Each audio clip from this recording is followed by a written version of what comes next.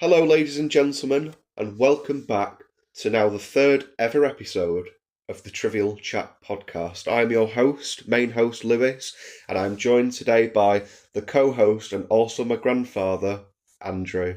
Good evening. Now, it's been about 9 months since we've done an episode, and there's a few reasons for that. But I just wanted to make a special episode today, and considering it's November, I wanted to talk about wintertime on our podcast. Yeah, I've been through quite a few with me being 70. Yeah? So I've seen a bit more of the winter than you have, only being 22. Yeah, that's true. Now, one thing I will say about our podcast is, like, the reason I started it, like I said in the first episode on our podcast, is it is us talking about trivial things and also relating on stuff or our dynamic and stuff like that.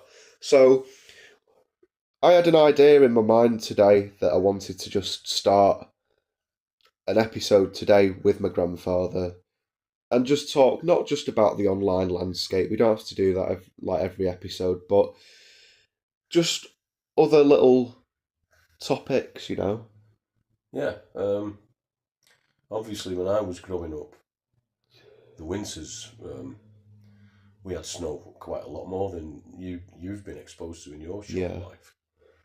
I can remember times when I had to go out with a shovel with my brother and my dad to clear the paths so we could get to the front gate to go to school. Yeah. And trudge through the snow to do it. Yeah. But now, they shut the schools. That's true, yeah. I mean, then they didn't. You still had to go. You had to go. You had to go. Did you ever slip? Oh, we had slides, and also we used to get to school and we'd be soaking wet because we'd been throwing snowballs. Yeah. We'd be just getting in the snow and fighting in it, and also it was crazy. So here's the thing, people who are listening to this. I thought what would be more better, especially this time of year, than dedicating a whole episode to winter. Yeah. So there's just a little bit of an opener for it. But one thing I will say now is, and it's I think it's a good question for my grandfather. What is your most favoured memory during winter time of you growing up? I remember one year when the snow was quite thick, my dad making a toboggan. We weren't a wealthy family, but my dad always had plenty of wood lying around. Yeah. And he had a good toolbox and he had loads of nails. And he knocked this toboggan together. Yeah. And all four of us, it was before our Wendy was born. There was me, because our George had just started working, so he was out of the equation. And Barbara had died, so there was me, Christine, Mark, and Anne, four of us. Yeah. And we got on this toboggan and my dad would pull us along on the path. And this is actually a shift at work as well, by the way. He was knackered, the poor soul, but he still made sure that we had fun. And those are some of your best memories? Yeah. My dad would do it for us. Was there any, like, particular moment in them years that just stand out during winter? Loads, because... No, but like the top. What would you say is the top? Well, on this particular instance that I'm telling you about, when he made this toboggan, yeah, we went out there for 2 or 3 days on it. And every day we'd get back and we'd be soaking wet. And our mum would take all our coats and clothes off, get us by the fire, towel us off. Yeah. And we'd have a hot bowl of soup. And then we could play. That's nice. But her and my dad had been knackered at the end. Yeah. And you've got to bear in mind, my mum, in those days, she was probably known as the housewife. She didn't have a job, but she had a full-time job looking after us. Yeah, of course, yeah. And it wasn't easy. No. You also got to bear in mind that this woman, when she came to this country, couldn't speak English. Yeah. She taught herself. Yeah. From listening to the radio, from... Television was fairly new in those days, and at one point they didn't have one. Yeah. So she listened to the radio and she read what she could out of the local papers. Yeah, right. And picked it up as she went along. Yeah. But my dad could already speak English before he came here. He could speak 7 languages. Yeah. Where the hell he learned them, God only knows, because he wasn't a university graduate. Was your parents... everyone's got a preference when it comes to different seasons of the year. Was your parents into winter? My dad used to say to me, "Ha! You think this is winter?" Back on the farm in Poland, we had to get up on the barn and knock the snow off because otherwise it'd crack the barn and fetch it, flatten it on top of the cows. Yeah, bloody hell. So you had to be careful. Yeah. You know, we have an inch of snow falls on our roads today and the traffic stops. Yeah, yeah. There's countries out there where you wrap the chains around the wheels and life carries on. Yeah. You know, and they have snowfall like you wouldn't believe, but for some reason, we've never got used to it in this country. No, we've not. We've not. Well, you know, it's true. Just everything grinds to a halt. Although one thing I will say, you know, you are right. I do find that it's good to have that sensible kind of thing to an extent. Do you know what I mean? Yeah. I used to love the winter when I was a kid. But I've got to be honest, as I've got older, I can't abide the snow. Yeah, yeah. Because it turns to mush, then freezes and you can't walk anywhere. And if you have been in the United Kingdom and you're a listener from the United Kingdom, and I've lived in the United Kingdom this last year, especially this time of year, like, you'd know how bad of a winter it's been. Yeah, it's been a good one. They reckon we're going to get snow. Yeah, definitely. We've already had it. We've already had a smattering of it. Yeah, that's true. Also, you'll have to excuse us. There will be coughs and sniffs. Number one, because I can't be bothered to edit them out or just like not have them out. We've got the flu, basically. I think it's fitting because that also adds to the winter aesthetic, doesn't it? It's seasonal. It is bloody seasonal. But yeah, our whole family's had it, haven't they? Yeah. So, yeah. But yeah, I think I'm the same. As I'm getting older, I'm starting to not romanticise, you know, winter, because I think winter, right, when you're a child, is special, and it's just because it's linked to Christmas, obviously. Yeah. You know, and speaking of Christmas, actually, and I think this ties into like a good topic for this episode. What was the best Christmas you've ever had? Oh, it was when I was living at home as a kid. Yeah? How old was you? My mum used to make the most fantastic Christmas dinners I can ever remember. Yeah. And she was a very generous soul. There was an old lady that lived across the road. Yeah. Mrs. Ashcroft, her name was. And she never forgot her. On a Sunday, she made her a Sunday dinner, and one of us would take it across and then go back for the empty place later on. That's nice. And on Christmas and Easter, she did the same. She made an effort to make sure this woman had something. Yeah. And she was a bloody angel. I don't know where she found the time to do it all. I mean, I had 3 children when I grew up and got married. But at one point she had 7, I think it was. Yeah. And where she found the time to have any time to herself, I don't know. She was one hell of a woman. Yeah. But she was a housewife. In fact, she loved having them kids. You know, was she into Christmas? Yeah, she loved it. Yeah, was she really really into it? Yeah, we used to always have a live Christmas tree. Yeah. And the early ones, the first ones, we had candles. Right. You had to light candles just before electric lights. Isn't that dangerous? And it was, yeah. That's really dangerous. Bloody, so you'd light candles on the tree? And then blow them out after. Did it ever catch fire? Just a couple of times we had 1 or 2 narrow escapes. Bloody hell, really? Yeah. My word. Yeah, you used to have these clip-on candle holders that you put on the branches of the tree, and you have a little candle in it, only about that big. I bet that killed tons of people. It was very dangerous. I mean, you look at it now, and like I've seen stuff online, right? I don't know about you. Know what it's like at Christmas when you've had a few drinks? Yeah. And you get people falling over and pushing things. And then inadvertently, the tree would get pushed. Yeah. That happened quite a lot, though. Yeah, you know... And it's so dangerous when you've got lit candles, because you're talking about a tree that's dried out. Yeah, but tying that into modern day, that still happens even with all the safety precautions. Yeah. So the fact that was like, what's the word? The fact that wasn't safe at all, like, had no sort of safety precautions. Yeah, but years ago, they used to light the candles. That's the only way they could see. Yeah. It was before the gas lighting came in, obviously, but... so did you have, a lot of places didn't have gas lighting. So obviously nowadays, you've got plastic Christmas trees. Yeah. What was yours like? Did you ever have a plastic one or a real one? We eventually, because of the way my mother was. Yeah. She was ill. And she was, in the end, she had to be very careful what she ate. Yeah. And I think she was on antihistamines a lot. Yeah. So we couldn't have a real tree in the house. Right. Got you. Most of her houseplants went because of that, and she loved her houseplants. Yeah. But yeah, towards the end of her life, things changed. But on a more positive when I note, was little, we had a hell of a time. Yeah. There was always something going on in the house. Yeah. I remember we had a dartboard in the kitchen. Did you? Yeah, and we weren't very good when we were little. And the whole door at one point had to be refaced with new hardboard. Really? Yeah, because it was full of holes. It looked like a severe sack of woodworm. Yeah, we had some fun in that house. Did you ever have any kind of festive games? I think snowballing and that when it was snowing and we're making snowmen, that was fantastic. But like I tell you, you'd come in, you'd be soaking wet. Yeah. And Mum had to sort us all. How she did it, God only knows. So this time of year, a lot of people are now having hot drinks, you know, stuff like that. People are having, you know, seasonal kind of snacks and stuff like that. What's your favourite snack to have in the winter? Oh, that's a hard one. I think it's got to be because we had an open fire. Chestnuts on an open fire. Really?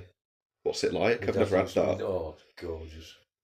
Occasionally you'd get one that goes bang and explodes and bits of shrapnel would fly. I bet that shits you up, doesn't it? Yeah. Yeah. I enjoyed that. One of the things I looked forward to at Christmas was after Christmas dinner, we all used to go and walk up to the ferry. Yeah. And that was quite a walk. That was a couple of miles. Was it? Yeah. How long would that take you? Oh, except maybe an hour. We would saunter up the... Yeah, got you. You used to cut through Ditchfield's farm, go across the railway track, follow the canal up that way. Yeah. And it was a long walk. It was a good one. You needed it after that. Yeah, got you. My mum never stinted on anything. No. And when you had a dinner at hers, you knew you'd had it. So, what was the Christmas dinner then from your mother? What you get? Christmas Eve it'd start. Yeah. And I'd always help my mum prepare some of the stuff.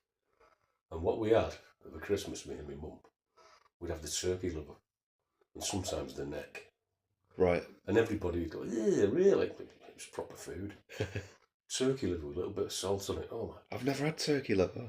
It's beautiful. What's it taste like? It's beautiful. Is it big? Oh, it's only small. I mean, turkey's a small animal. Yeah, that's what I'm thinking. In comparison to a lamb or a pig, it's quite small. Yeah. So the official layout of your mother's cooking, like right, what Christmas you get dinner, was a turkey dinner. Right. There was always turkey. Okay. Sometimes there'd be beef with it, or ham. Accompanying it. Yeah. Yeah. There'd always be sprouts. Right. Sometimes there'd be pigs in blankets. Yeah. And you'd always get other sausages as well. Okay, right. Different kinds? Yeah. I mean, that's especially with my mum's heritage being Polish. I mean, we always had wiejska. Yeah. Around Christmas time? More so at Christmas. Is that a festive thing? It's farmer's sausage, yeah. It's a must, really. Got you. For a Polish family.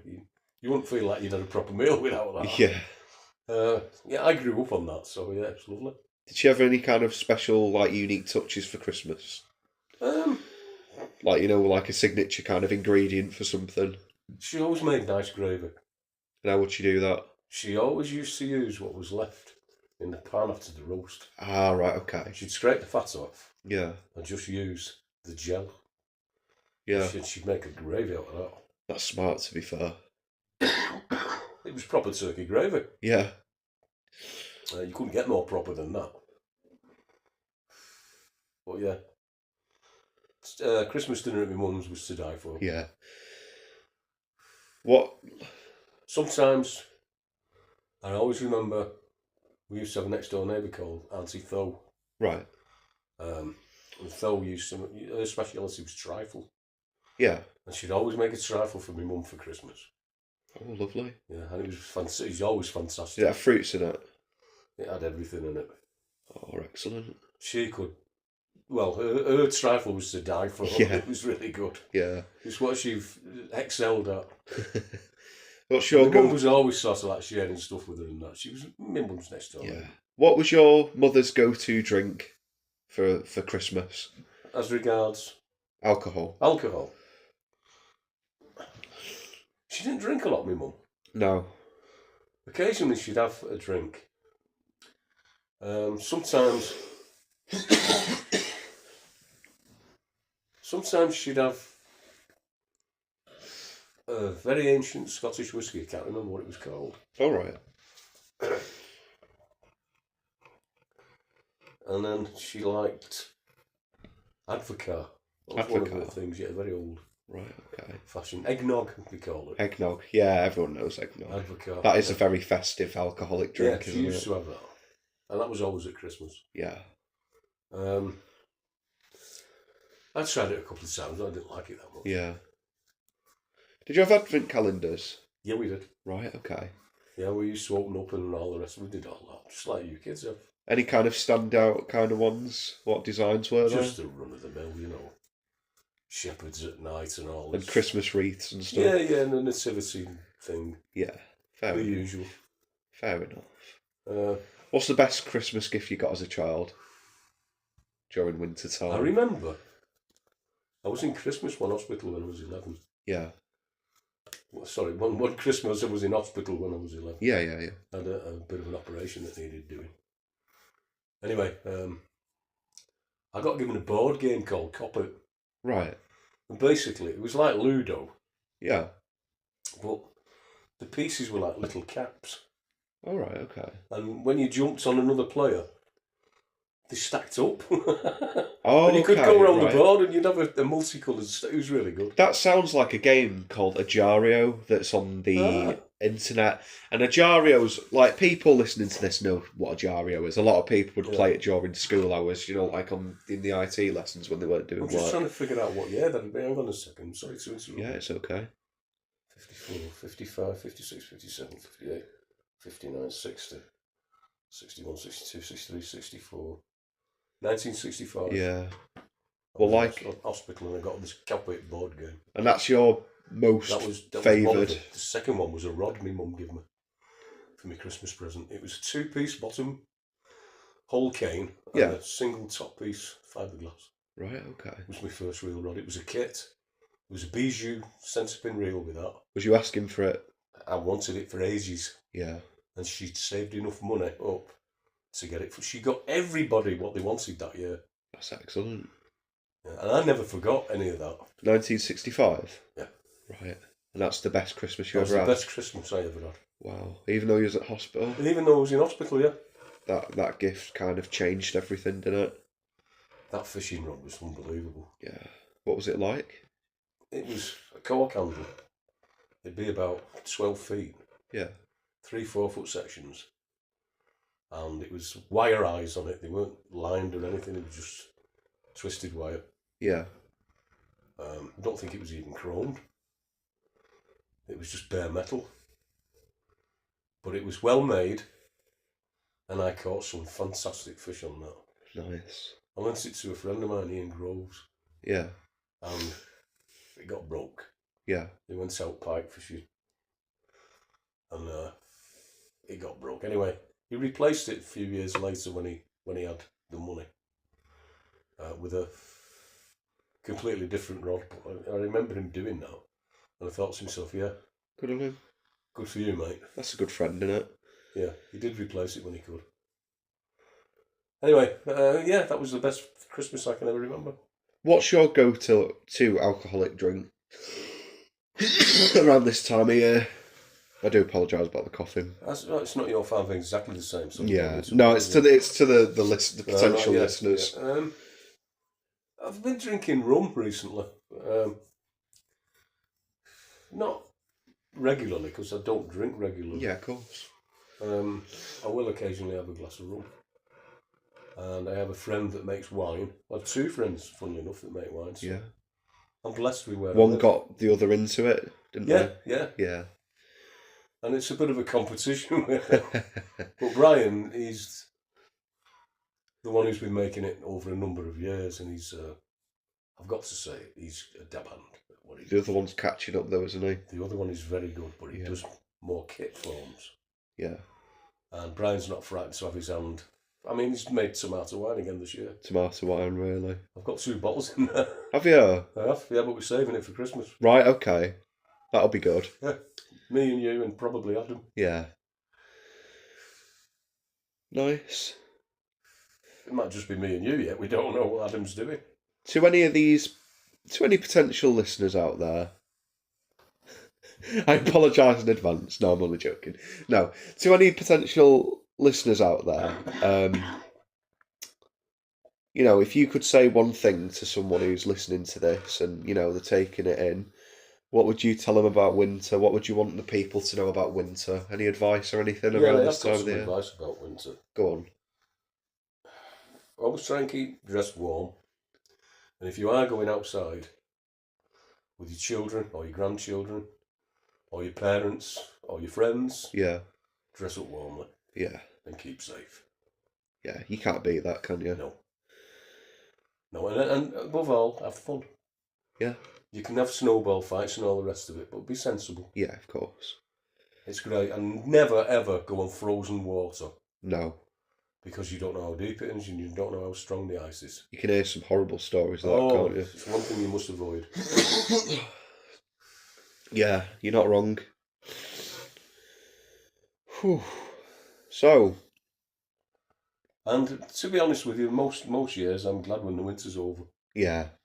And the spring's arrived and all the new growth starts coming on the trees and in the garden. But we can do another one for that, can't we? Of course, yeah, that's what I'm saying. When the next season comes along, we're going to do an episode on it. This is going to be a long winter. It is. And your mother, God bless her, has kitted us all out with warm clothing. Yeah. And she's a treasure.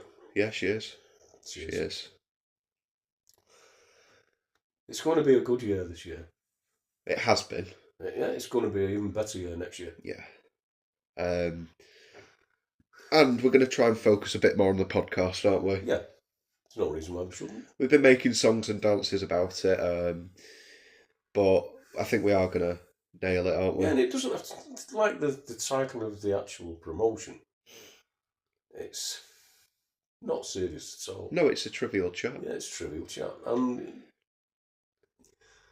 if it was going to be serious at all, I don't think we'd be doing it. Exactly. Yeah, it's about unwinding. Yeah, and you've like yourself today. You've been to work. You've done what, 8 hours? Something like 6.5. 6.5 hours you've done, and you're back home. You've been out there going to work, and you've been coming back. You've walked it. Yeah. And the weather is cold. It is cold. And you were glad to get in here, weren't you? Oh God, yeah. 100%. You've had a warm meal. You've in a warm room. And it's been a good day. Yeah. And you've finished it off with us. Of course, yeah. Just punch you up. Excuse me. Oh. And yeah, I've got to be honest, I've had the best childhood I could have possibly hoped for. Yeah. And I've been blessed with the 2 parents that I can't be thankful enough to both of them. Yeah. And if they're listening to this, thank you. Oh, that's nice. Until you've actually started life on your own and you've got kids of your own, you don't realise what people go through. No. And I'm saying that because that's exactly what happened to me. Yeah. You take so much for granted, and then when it happens to you, you think, Jesus, how did she cope with this? Yeah. How did he manage to do this when he was working? Did that come very apparent around Christmas time? Especially when you've got young kids. Around Christmas? Yeah, because you remember. Yeah. You remember what your parents did. Yeah. And you hopefully you turn into them. And I was, like I say, I was blessed. Yeah. I was blessed. Always putting effort into the festive season. I tended to help my mum a lot because I could see that she needed it. And on one occasion I went abroad and I was fortunate in the fact that I was getting 2 wages. One wage from the factory I was working for in Hong Kong, so Limited, and another wage from M.A. Buckley's, who I was working for in this country. Right. And I said to my mum, Mother, while I'm away, it's going to be Christmas. I went away in November. I didn't come back till May.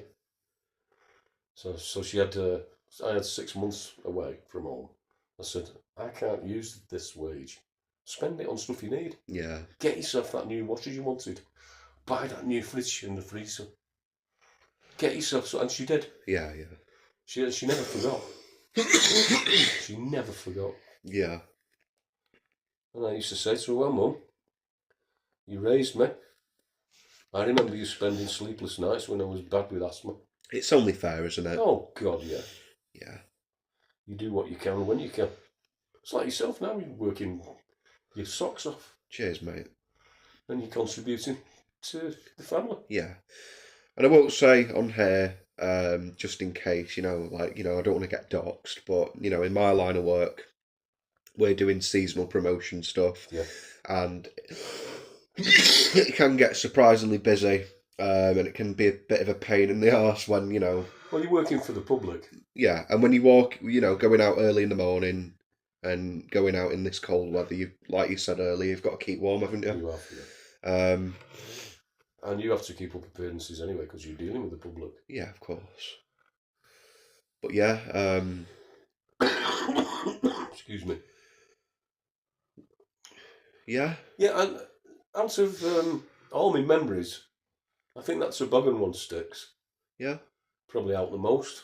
You got a vivid. Yeah, I can remember that day. I remember my hair coming out of my mouth because you could see it, like Yeah, smoke yeah. coming out of my mouth. It was that cold. Yeah. And what year was that? Sorry. Let me think. Was you younger than 11? I was younger than 11. I must have been about 8. We moved to Penketh when I was 5 from Woolston. Yeah. So we'd been in Penketh for 3 years. Yeah, that'd be about right. That was when it snowed. Yeah. So 54 and 5 is 59. Must have been about 63. Right. 1963. 1960, either 62 or 63. And that's the most... That was the toboggan one, yeah. Because we weren't rich, we weren't well off. No. And my mum and dad, they did everything they could for us. I remember one year, because my dad used to, he liked this. Go on. He used to fix tellies as a sideline. Yeah. More a hobby than anything else. But I remember one year, I think it might have been this year. The same one? Yeah, the same year. We had one telly that had sound on it, no picture. We had one telly that had picture and no sound. And we watched that over Christmas in black and white. That's amazing. He was brilliant, my dad, yeah. Yeah. He had televisions in nearly every room in the house that needed fixing. Yeah. It's one way to watch it, isn't it? Well, we managed. Yeah. We managed. What was your dad's take on Christmas? It was just another day to him. Yeah, he wasn't bothered. Wasn't very religious. No, but outside religion, what was his thoughts on that time of year? Did he like winter? He enjoyed it for the kids. Yeah. He always wanted a family of his own, and so did my mum. So it was special for him to put on a good Christmas kind of winter time. Yeah. I mean, I remember in November, bonfire night in particular. Yeah. My dad always used to come home with his pockets full of fireworks. Really? Yeah. He had this great big beige duffel coat. And he'd probably gone to Warrington Market and filled his pockets up with fireworks. Bolton line. Yeah. Paid for him. And he'd come home with his... Because he smoked. Yeah. How he got back and told me. Yeah, that's mad. It was dangerous as hell and then fireworks. Not only were the Christmas trees dangerous everything was dangerous. Your bloody dad was the same. Oh, we had rockets and all sorts. Rip raps, bangers. You loved your fireworks, didn't you? I used to like bloody roasted potatoes at the end of the night. Yeah. Spuds. Baked spuds done on the bonfire. What was the best bonfire night you had? I remember one night we decided to burn the green shed down. Right. He'd emptied it of most of his stuff, his tellies and what have you. And we burnt that down. Yeah. And made a lawn when it had gone. Because it was old and he didn't want to repair it. No, It's had its day, you know. Yeah. It'd been there since we bought the house. Anyway. That was a hell of a bonfire, though. Yeah. He made the best potatoes you've ever had in your life. The charred on the outside. Were they crispy? Yeah. Nice. You cut them, and my mum would be there with a butter knife and some butter. Always Lurpak it was. You can't beat Lurpak, to be fair. Proper food. We're not sponsored, by the way. no. Besides, I should have thought about that. Although, if they're listening, hey, I wouldn't mind. Well done, lad. Yeah. Yeah, it was brilliant. Yeah, fair enough. Yeah, I always remember that. I mean, that was not winter as such, but it's getting there. Yeah. Well, November is winter, isn't it? Well, technically it's autumn, I think. November? Yeah. Really? Well, look at it. You've got... Well, October's winter, spring. isn't it? March the 21st. Yeah. Is spring. So you've got... Yeah, technically it's autumn. Got you. If you look at March as being the beginning of spring, you've got March, February, January, which is 3 months. Yeah? Yeah. I just classify it as... Take it into December, I suppose. I just classify it as it's cold. Might as well just call it winter. Well, there's 4 seasons. Yeah. I know. There's 12 months. Work it out. Yeah. It's 3 months a season, isn't it? Yeah. So, yeah, technically, I think we're in autumn still. But it's still freezing. Winters are here. Yeah. It can hit you from September onwards. Yeah. Which is still autumn. So it's still relevant to this episode. Oh, it is, yeah. Yeah. It's winter. Any road. What's the nicest Christmas you can remember? Oh, that's a good question. Wasn't expecting you to ask me that. There's been a few ones, but I think I have a good memory of around Christmas 2007 or 8. I would have been about 6 years old, and I remember getting like a ton of stuff from Toys R Us, and I remember actually in the area which I lived, we lived in like this small, like kind of flat almost, and I just remember like vividly being in Latchford? Yeah. Over the bank? It could have, like, it was kind of like, you'd know where I'm on about. It had a living room. Yeah. There was an upstairs that other people had, but you couldn't go up there. And it had, like, the bedroom to that side, and then it had, like, a really small corridor, like, kitchen, and then just the toilet on that side. That was it. Do you remember it?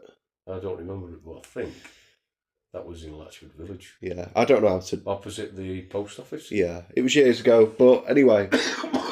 I remember getting a Nintendo DS with a copy of a port from Mortal Kombat 2 on it. Oh, wow. And I just remember it had all these different mini games, not just like Mortal Kombat, the game from like the Sega or whatever, that sort of generation, but it also had like these mini games like Puzzle Combat and stuff like this attached to it. And I remember playing that when I come over to your house at that time, and like I still have vivid visions of that, like just being on the DS. Cool. I also got a massive Clone Wars helmet as well that Christmas, so I think probably one. I think that one. Nice one. Nice one. Yeah. And what's the nicest Christmas dinner you can remember? Oh, that's tricky. That's tricky, but I know it's tricky because I know how good a cook your mum is. Yeah, that's true. But one thing I will say is I'm pleasantly surprised by the vegan foods. There's a nut roast with cranberry sauce that I tried a couple of years ago on one of the Christmases. Oh. And it was gorgeous. And Wow. you know me, I'm not like big into vegan stuff, so it's not like my thing. But that, I remember vividly being gorgeous. I really like cranberry sauce. And that taste always kind of like brings me to Christmas. Like, do you have any kind of taste? My mum always put cranberry sauce on the table. Yeah. I wasn't a great lover of it, to be honest. Was you not? No. I'd have it occasionally, but no. What did you prefer? I like mustard. Mustard on Christmas? Well, because with any meat, mustard. Yeah, I get what you're saying. Nice with turkey then. Yeah, that's interesting. I mean, my mum had a variety. She didn't just have one mustard. She had a variety. She had Dijon mustard. Yeah. Then she had, when she could get her hands on it, this Polish mustard that she could get. Similar to Dijon, but a little bit stronger. Yeah. With a hint of garlic in it. Oh, it was lovely. And then she used to occasionally put English mustard, old English mustard. Yeah, can't beat beat it. One. Yeah. I've got to be honest, when I think of mustard, it's old English mustard. Yeah. Or whole grain mustard, that's nice as well. I love whole grain mustard. Yeah, it's really nice. Nice for macaroni cheese, that. Well, it's nice on any sandwich with any meat. In particular, corned beef. But you've got to have onions with it as well. Right. Yeah. I think that's about it. I think we've had a good chat. We've had a really good... That's the longest episode we've ever done. And a lot of it was just us shooting the shit. Yeah. The first 2 episodes, they were very... Not scripted, but they were very, They were directed at one directed, yeah. This hasn't been. This is just the trivial chat. Just general trivial and that's what it's about. I don't... that... But it's funny, I will say, it is funny what you do remember when you're a kid. Yeah. And a lot of it sticks with you forever. Yeah. To anyone listening, a few years down the line or whatever, what have you got to say for him about this time of year? When you're young, and I mean when you're a kid, enjoy yourself as much as you can with your family. Because when you grow up, some of them won't be there. Yeah. And you miss them. But if you have fun with them along the way, you've not wasted your time. I think that's a good lesson. And you've got memories to remember. Yeah. And nobody can set your memories off you. That's true. That's one thing that we've all got, isn't it? Memories. Yeah. That's why I like, and what I've agreed to do this for. Yeah. So you've got some kind of archive. But it's not just for me. This is ours. This is our podcast, Yeah. I'm looking forward to the future of what it... Oh my God. You sound like me. Oh my God. I'm so sorry to anyone listening to this. I'm supposed to be the... Yeah, I know. That'll teach me. Serves me right. I said to myself... At the moment, this family could fill a bloody emergency ward. I know. I said to myself, should I record an episode? Well, I know it's been months and I want to do it. Should I record an episode with, us sounding like this? Yeah, but it's more natural, to be honest. It is, yeah. Do you know what? Funnily enough, it's appropriate for the time of year. It is, that's the thing. Not only is it seasonal, but I feel like a lot of podcasts out there have to do this try-hard thing where everything doesn't feel authentic. There's nothing forced about this, I can assure you. No, we're just there scratching our arses and, talking about whatever. So, yeah. So I think we've had a good chat about one or two. Definitely. Yeah, so that is the 3rd ever episode of the Trivial Chat podcast. Now listen, we last did our last episode on the 6th of February this year, right? I don't know when our next episode is going to be. Probably we'll get over this cold, I think, It might be a month or it might be 2 months down the line. Might be whatever, but yeah, it's whenever we want because it's... Whenever we feel like it. Yeah, exactly. But to anyone listening to this, I hope you've enjoyed just listening to 2 blokes. Have a nice Christmas as well. Yeah, of course. Enjoy the winter. Exactly, yeah. That's what it's all about, spending time with loved ones and just kind of, staying warm and safe. And getting ready for next year. Exactly. It's a new year. Always keep the future in mind this time of year. Exactly. Because you can't do it in the garden. That's one episode I want to talk with you about. We'll do a garden episode. I'll bore people to death, but yeah, we can if you want. We'll do it next episode if you want. There's plenty of other stuff to talk about before the garden. No problem. Okay, ladies and gentlemen, I have been your host, Lewis, and also my co-host, Andrew. Yeah. And join us next episode, whenever that is. And we'll see you then. And we'll look forward to doing it, won't we? Yeah. Okay, well, to everyone listening, I hope you have a fantastic winter and enjoy yourselves. Yeah, and that's a goodbye until next time from us. Yeah. See you guys. Bye. Hello, ladies and gentlemen, and welcome back to the 4th ever episode of the Trivial Chat podcast. I am your host, Lewis, and with me, as always, the co-host of this podcast and grandfather, Andrew. Pleased to meet you, ladies and gentlemen. So, that was a bit morbid, wasn't it? Anyway, so today we're going to be talking about a specific topic, and I'll tell you how it come into that. Basically, what happened is I've had my day off from work today, and this whole afternoon I was pestered to get up because I was informed by my lovely grandfather here and my mother that there was certain fizzy drinks on offer at our local convenience shop.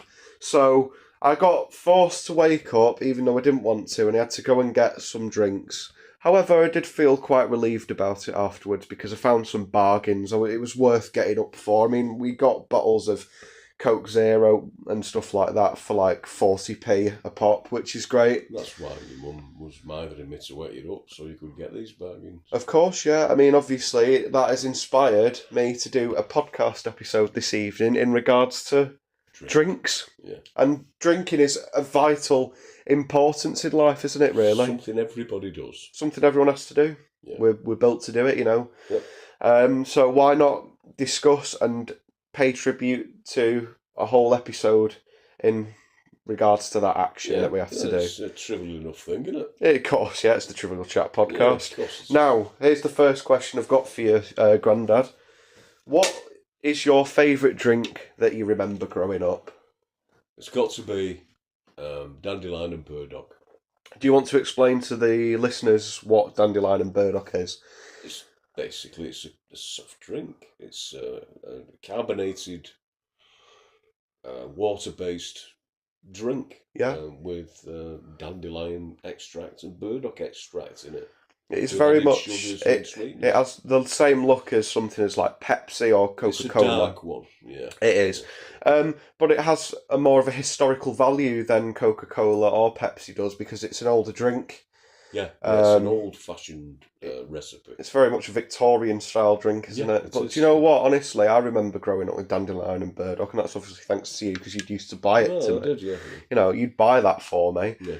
Yeah. And I'd drink that, but yeah, it's a fantastic beverage. I have a penchant. Sorry to interrupt you. It's okay. I have a penchant for the old-fashioned drinks, like, for example, ginger beer. Yeah, ginger beer is another one that I like. It's a massive favourite of yours as well, and it's around that same era, isn't it? Funnily enough, my father-in-law used to make the best ginger beer I've ever tried in my life. We're talking about gin? Yeah. Would you like to explain, like, his style of ginger beer? He just made it himself, and I asked him on one occasion, I said, Jim, what are you doing? He said, I'm making ginger beer. Yeah.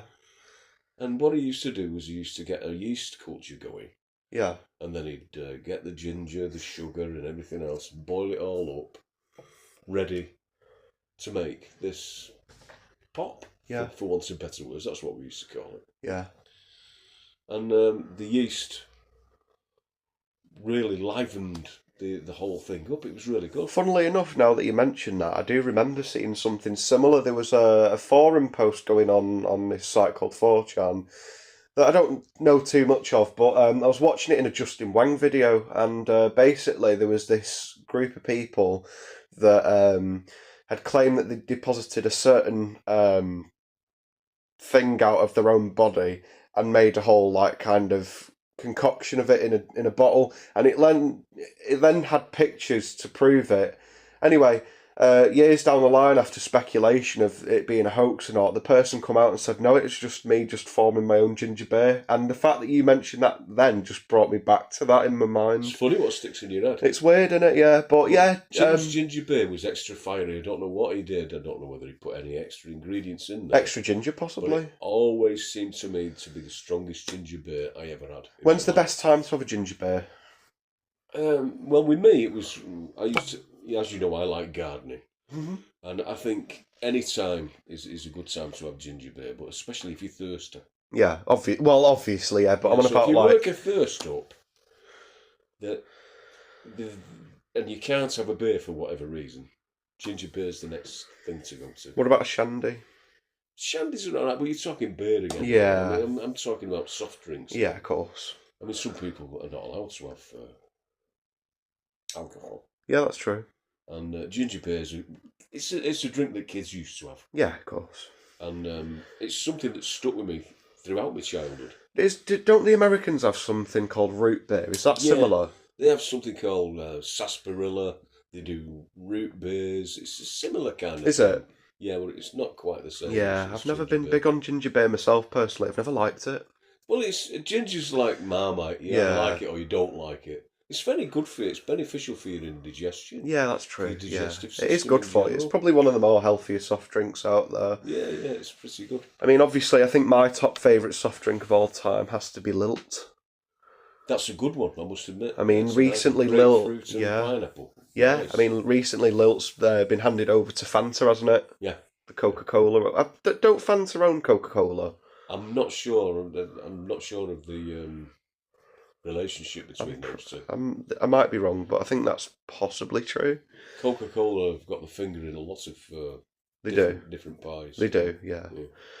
What's your thoughts on Coca-Cola? I think it's highly overrated, to be honest. Really? Yeah, I know there's a hell of a lot of. I wouldn't say alarm, but I'd say concern about how much sugar is in it, Yeah. and how healthy it is for you to drink in the first place. There's a lot of healthier drinks out there than Coca-Cola. Don't get me wrong. I'm not saying, that it's a bad thing. Yeah. I'm just saying that if you're on a diet, you need to be aware. Oh, no, of course, yeah. And especially if you've got diabetes, you really do need to be aware. Yeah, of what but you people are consume. aware of that, aren't they? Yeah, But the thing is there are alternatives. You've got Diet Coke, Coke Zero. There are, yeah. You've got Cherry Coke. Yeah, I'm aware of all the vanilla Coke. There was also On a more positive aspect of Coca-Cola, there was something that you brought up to me earlier, and I want you to retell it for the podcast. I want you to tell the viewers the first time you ever had one, because I think it's got a lot of historical value. My dad took us to the airport at Liverpool, and my first bottle or first taste of Coca-Cola I must have been about 9 years old. Yeah. It was the first time I ever tried Coke. Yeah. And it was in a clear glass bottle with white writing on it. Yeah. And the bottle was modelled, and it was quite a big bottle. Yeah. It was quite heavy. And the taste, I thought it was fantastic. Is it a lot different to now? I'd say it was, yeah. Yeah. How so? It was more flavourful. Was it sweeter? It just seems... I don't know whether it's because I was a kid and it was my first taste of it, but it just seemed better somehow. Mind you, when you're a kid... As you get older, you lose a certain amount of... Wonder with something, yeah. I was just about to bring that up. It just seemed... I mean, it was the first time I'd ever been to an airport. Yeah. I'd never seen a plane that close up. I bet you thought it was amazing, wouldn't you? Well, I'm still wondering to this day, when I look at these big aircraft, how the hell they can fly. Yeah, true. It's a kind of magic. It is magic, isn't it? I know it's all the scientific bullshit that goes with it, and I know, yeah. But there's still something magical about something that big. Yeah, of course, yeah. Hanging in the air. And the fact that we've come up with that ourselves as a species. That is cool, isn't it? Yeah, it's something, isn't it? But it's good that you've got that old-fashioned memory of, like, Coke, because it's changed over the years so much as a drink. And I know they put a lot of family stuff on about Coke, especially at Christmas. Yeah. And I think, that's nice. It's got a lot of nostalgic value, hasn't it? Yeah, definitely. I mean, that is one thing I do like about it. If you look back to Coca-Cola, like the old years of it, you had Father Christmas on it, you had Polar Bears, stuff like that, and there is something magical. Were fantastic. Yeah. There's you can't go wrong with a Coke as well. Do you know if you're in the desert and you're dying of thirst, you wouldn't complain about a Coke, would you? No, absolutely not. No. On to other soft drinks. What do you think about its opponent, like its competition, Pepsi? Pepsi, yeah. When I was a kid, I drank a lot of Pepsi. What was your go-to? Did you prefer Coca-Cola or Pepsi? I used to like Pepsi Max. Yeah, but out of the two, what would you go for? To me, probably going to upset loads of people with this one. I thought they were both pretty much the same. No. Pepsi, I find, and this is my personal opinion, I think Pepsi personally is nicer and sweeter than Coca-Cola. You might be right. I just slightly, of course, but I do think it has more of a flavour. But honestly, and it's weird because I've noticed that in the last couple of years, flavours are changing because we're changing ingredients and stuff. And one thing that I always used to get shit on a lot was Dr. Pepper. But honestly, I had a Dr. Pepper the other day, and it's holding up all right, actually. Look, it's surprising. If you put all these things on a table in front of me and asked me to choose one out of all of them, I'd choose the dandelion and burdock. Yeah, of course. But having said that, everything else, I have drank Diet Coke on occasion, and I have used it as a mixer for, alcoholic drinks. Yeah, of course, yeah. Rum and Coke, for example. Yeah. Vodka and Coke. Yeah. You can do anything with it. And that's fine in moderation. All carbonated drinks should be drank in moderation, in my opinion. Yeah. I'm a tea fiend at the moment, I've got to be honest. Yeah. And one of the nicest teas you can get at the moment, in my opinion, is the one from Asda. Yeah. In the yellow packet, the cheap stuff. Yeah, brilliant. How much is it? It's won prizes, that tea has. Yeah. It's a cracking drink. How much is it for a packet of tea bags? To be honest with you, your mother supplies it for me. She does all my shopping. I wouldn't know. I know it's not expensive. Yeah. But it's a decent one. It's a decent one. It's really good. I've always liked green tea personally. I think green black tea's got just as much antioxidants in it as the green. It does, but I believe green tea has more like calming properties to it. They do say that, yeah. Yeah. Yeah, they do say so that. does chamomile. Chamomile really calms you down. I mean, I know the Chinese and the Japanese, they both like the teas. Yeah. These two nations probably got some of the healthiest people in the They world. do, actually. In fairness, like the Chinese are so healthy, unbelievably healthy. And it's because they look after themselves. I mean, you compare them to a lot of like other Western countries and stuff, and you think, oh my word, what are we doing? The diet's completely different. I know. The Japanese are the same. Yeah. They have a really healthy diet. They do. A lot of Chinese drink a lot of like lukewarm water before they get up in the morning, and it just aids digestion. You know, stuff like that. Clever people. Yeah. Anyway, on to soft drinks again. Obviously, we've talked about Pepsi, Coca-Cola, Lilt. When I was a kid, there was things like Tizer, for example. Tizer's an old one, yeah. You don't see much of it anymore, do you? No. It's apparently is that the one made in Scotland from girders? No, that's Iron Brew. Iron Brew, that's another one. Iron Brew's fantastic. I love Iron Brew. Yeah, I love Iron Brew. Yeah. You either like it or you don't, and the people that dislike it, I just can't get my head around. Yeah, but Tizer's a weird one. I mean, it's couldn't describe the flavour to you, to be honest. No, it's like lemon sherbet as a drink, I'd say. It's nice, but would you say that? Struggle to define the major characteristic of taste in it. One of the most underrated drinks I found, and it was actually at one of the local shops in this town. It was only available for about a couple of weeks or so, and I actually managed to pick it up because it was that unsold that it went out of stock. But honestly, I thought it was really good, and it's an American one called Faygo.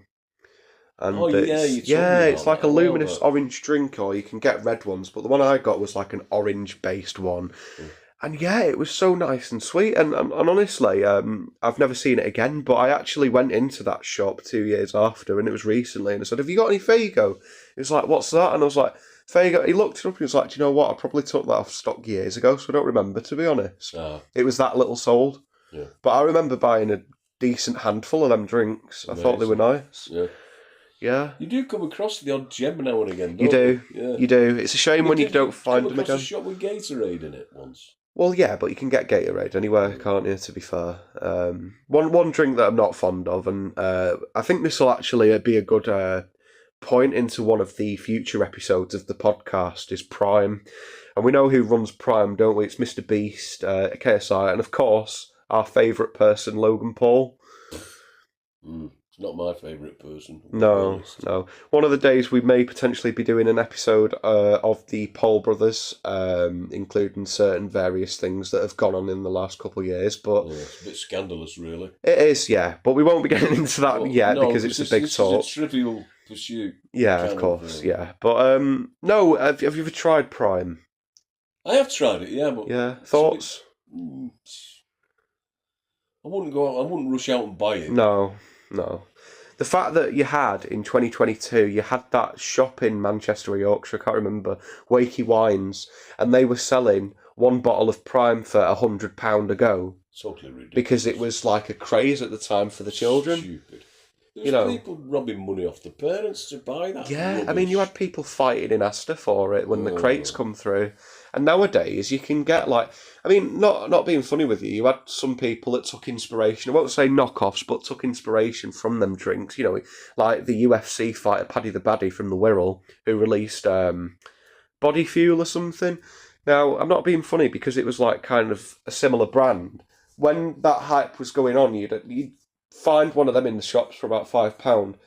Recently, I looked in the shop and seen Body Fuel, and it was reduced to about 14 pence.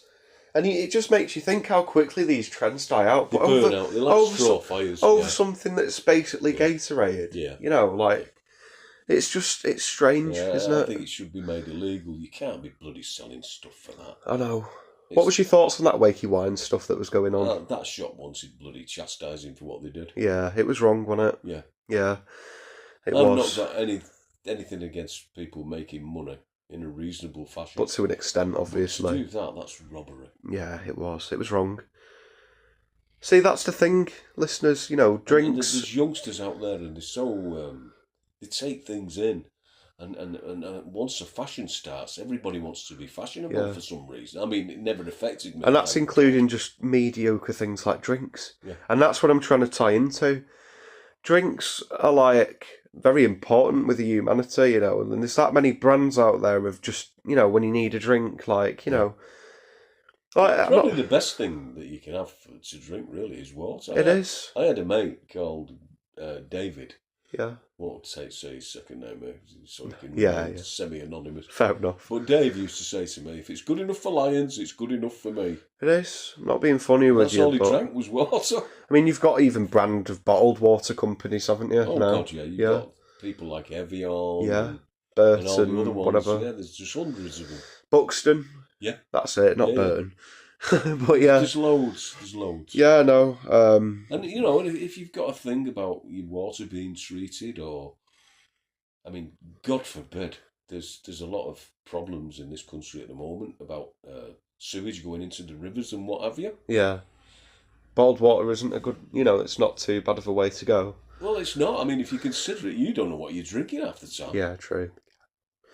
So yeah, no, it's fair enough. It's a worrying thing at times. It is, yeah. Well, we've discussed soft drinks, we've discussed tea, coffee. Well, one thing we haven't discussed is coffee, actually. We've discussed tea. Well, coffee's a massive thing in society nowadays. I mean, huge. Look at stuff like Starbucks and Costa. Oh, my word. These people, they're selling a product. I'm not being funny with you, but some of these... are coffee lovers. Have you not seen how expensive they are? Well, this is... I personally love Tesco and Aldi's and all these other supermarkets where you can go in, pick up a reasonably priced product and make a decent cup of coffee out of it. Yeah. I don't think, if you're on a budget like I am, that you can afford to go into the likes of these Starbucks and places like that. Yeah. It's like, £7. If you're watching the pennies, you can't do that. £7 for a coffee. It's a lot of money. Stuff like that. Yeah, it's a lot of money. It is a lot. It's shocking, but people willingly go for it, because it's in quotes real coffee. Well, but the thing I get it, but and if you've got the money and you can afford to do that, great, good on you. But just doesn't feel worth it, does it? There's a lot of people who can't afford that kind of thing, and that's where Tesco's and Aldi's and all the rest of it come in. They can sell a range of products that you can afford. Yeah, you're not wrong. I don't think anybody in this country has to do without these things. If you budget your cash correctly, you can afford most things. Oh, God, yeah.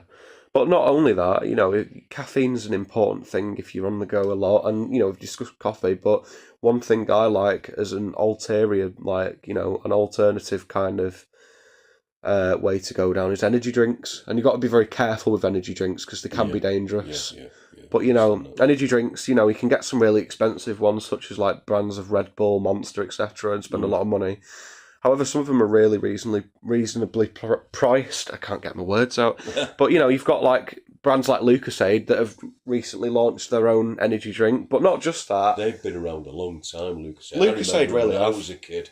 Lucozade is like a secret hangover relief that only the UK has, and a lot of people that go on like, a lot of drinks when they're coming over here as like a celebration for whatever, or just because they're on holiday, they'll find that the only thing that treats their hangover is Lucozade.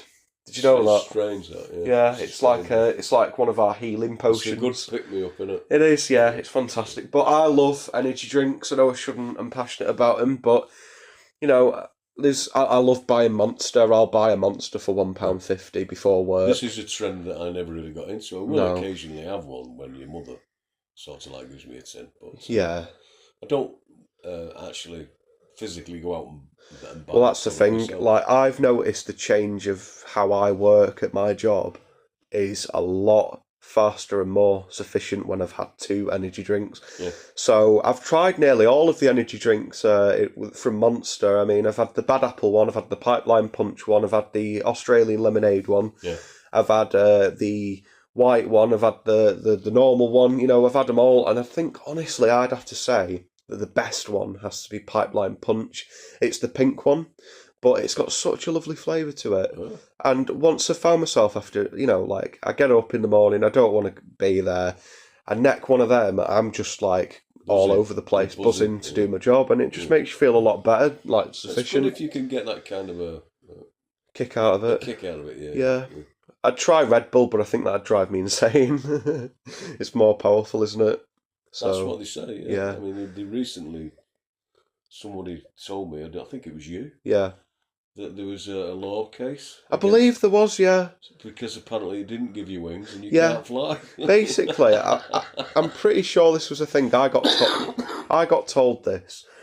A few years ago, somebody actually filed a lawsuit against Red Bull, the company, because they believed that it was false advertisement because of the slogan, Red Bull gives you wings. They have to specify now that it doesn't actually give you wings because it is technically false advertisement. And they got given they won the case, and I think they got about $1 million currency, and whatever. Cheap way to make a lot of money, isn't it? It is, yeah, it is. So whoever pulled them up on that, I mean, I'm not sure if it's legit or not, but it's a rumour as far as we're concerned. But if it is true, it's I will have to look it up dodgy after. Way to make yeah, money. Of course, yeah. I will have to look it up after this episode. Yeah. Now, one last thing. We've discussed all the main things: energy drinks, coffee, tea, soft drinks, water. We've discussed all of them. I think the final thing to touch on is the most important, and it's got to be alcohol, hasn't it? Well, alcohol, you've got to be very careful with it, haven't you? But what is your favourite alcoholic drink? This is the trouble. There's so many. Yeah.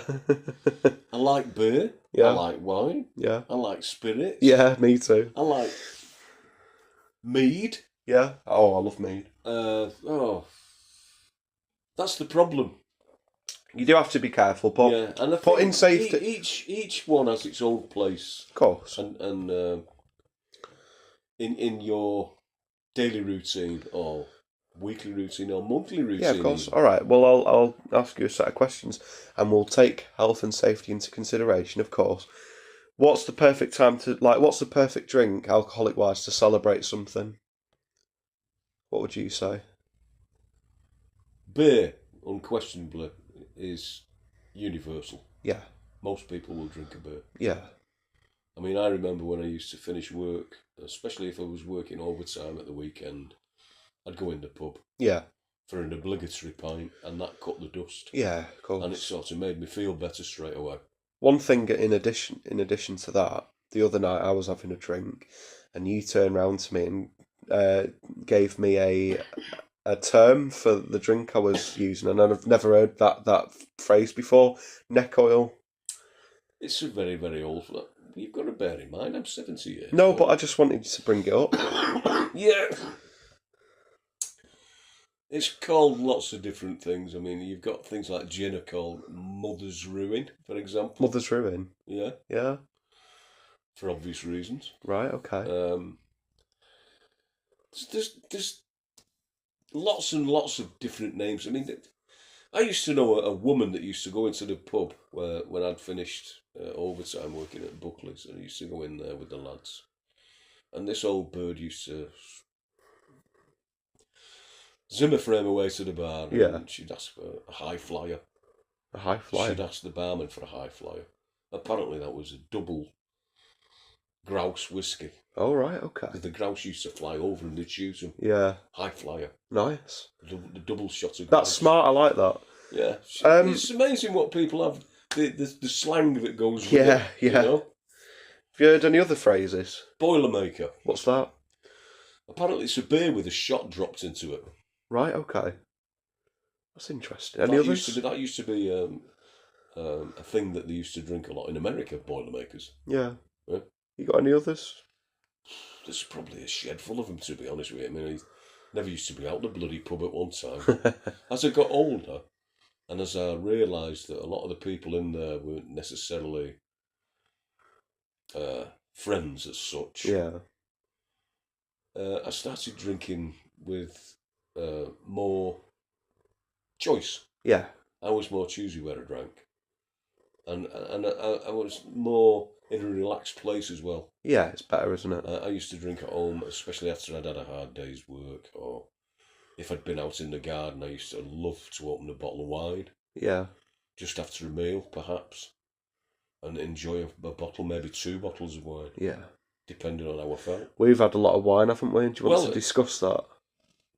Oh, funnily enough, I was at the in-laws many years ago, and I was speaking to my brother-in-law to be. I was courting my wife at the time.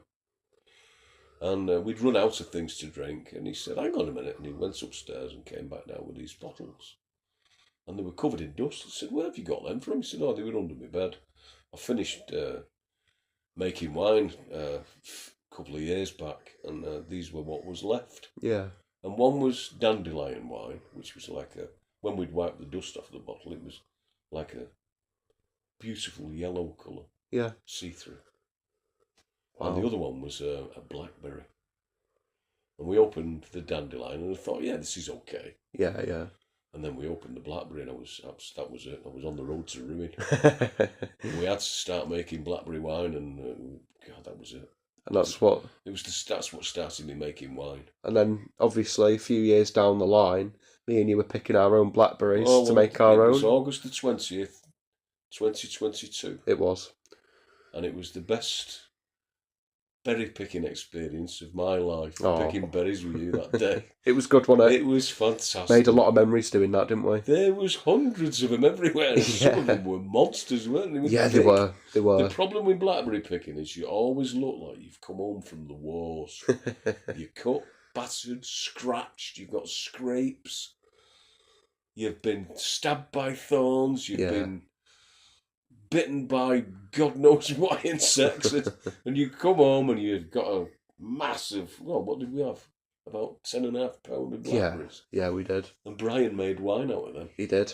Yeah, it was really good. And it was brilliant, wasn't it? It was fantastic. We actually sat down once it was brewed, and we started drinking wine together and watched episodes, ironically, of How I Met Your Mother. Do you remember that? That was strange. And we waited outside at the car park for about an hour waiting for McDonald's. Do you remember that? Yeah, I do. But yeah, wines are really... I love having a glass of wine. Nothing more soothing, like you said.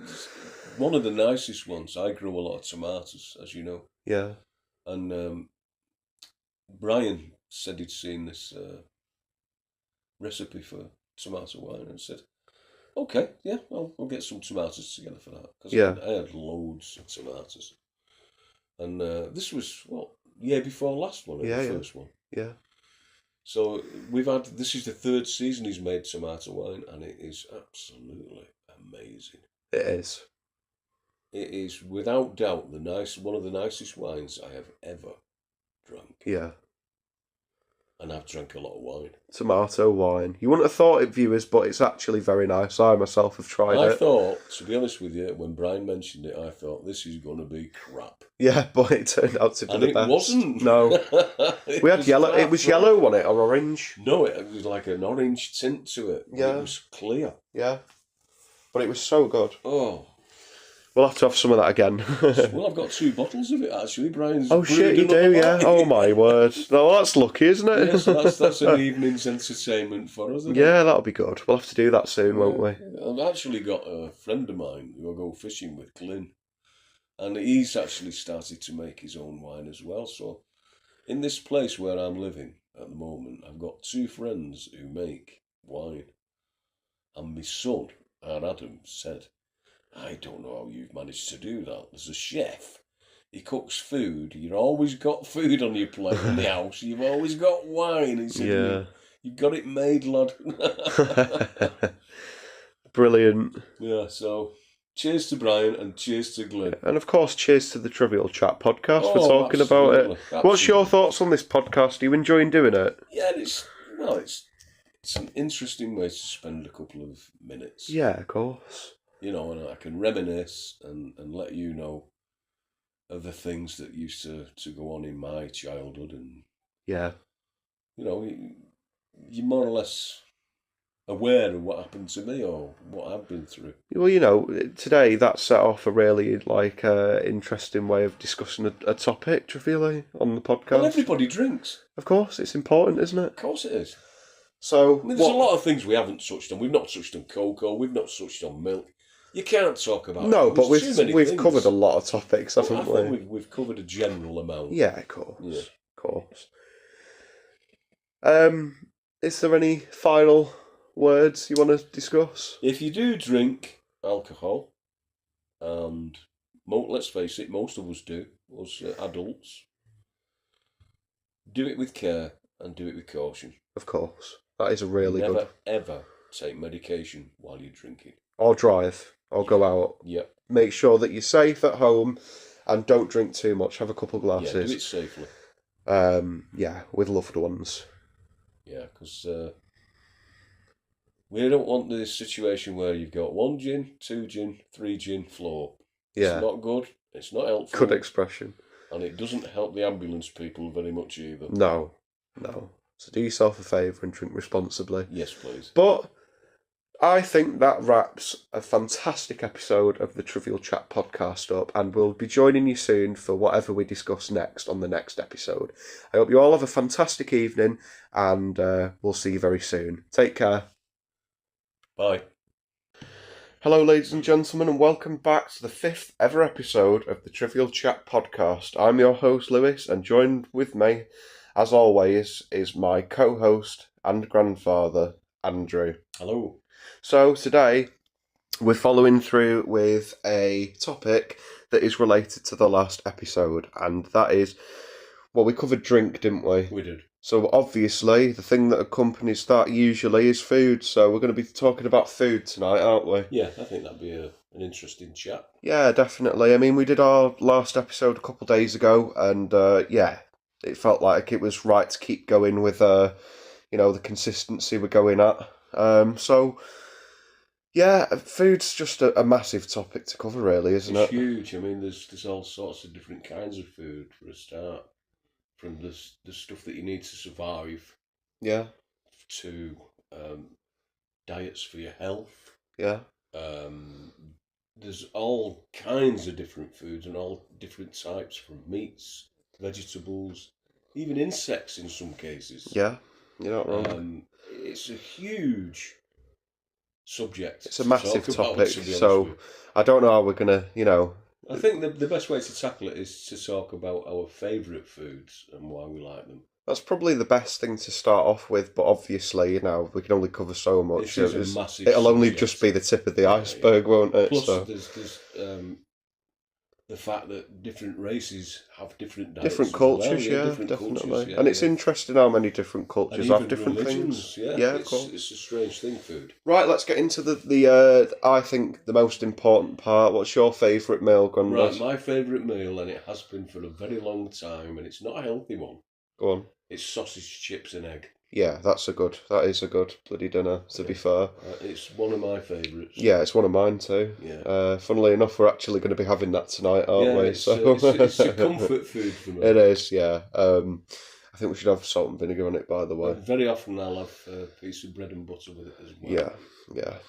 And salt and vinegar is a must. Yeah, so, you know, chips is a staple in English culture, obviously. So obviously we're going to like it, aren't we? Yeah, it's part of our food Culture, regime. yeah, of course, yeah. It's our standard dietary, We you have know. it at least once a week, don't we? Yeah, of course, yeah. You can't go wrong with it. And there's so many chip shops around our area that even do if you don't want to fantastic. do that, you can actually buy a bag of potatoes for next to nothing. You can. And it'll last you the week. You can, but recently I've discovered a newfound love and passion for loaded fries, which is something that Burger King have recently that's done. something your uncle introduced you to, I believe. It was. I couldn't believe it. I pops round to to my house, and he was there, and he passed me some, and I was blown away by how amazing they were. Honestly, I mean, it's corrupted you. People say, like, you know, there's been a common like jab at Burger King for the last few years, and you know we'll get into the topic of fast food tonight because it's related. But you know, I remember a story of like Robert Downey Jr., the bloke that played Iron Man, was talking about his severe drug addiction, right? And he said that the thing that helped him turn his life around was he ended up having a burger from Burger King, and he realised how disgusting it was, and how he should change his life around, and how he should have better tastes for himself, and that's what led to coming him off drugs. And you know, just stuff like that, and you hear things, people bashing Burger King all the time. But I'll be honest with you, I disagree. I think Burger King do a fantastic dinner. I think the fast food places like McDonald's, Burger King, and whoever else is out there serve a need. Yeah, they do. They definitely do. And, you know, if you can't be bothered cooking, they are your man every time. Yeah, but obviously some are more popular than others, and obviously have different reputations. Yeah. And I think Burger King does have like a weird reputation for a fast food place. Well, I don't really know about that. I'm a bit of a dinosaur as regards that. I do occasionally have takeaway food. What's your go-to takeaway? My favourite is Chinese. So what would you get from a Chinese? Chicken and cashew nuts. Yeah? Yeah. Anything else? There's loads of other things. I think for me personally, a go-to would be special fried rice, egg fried rice, one of them two. And then I'd have pork balls, chicken balls, and then sweet and sour chicken.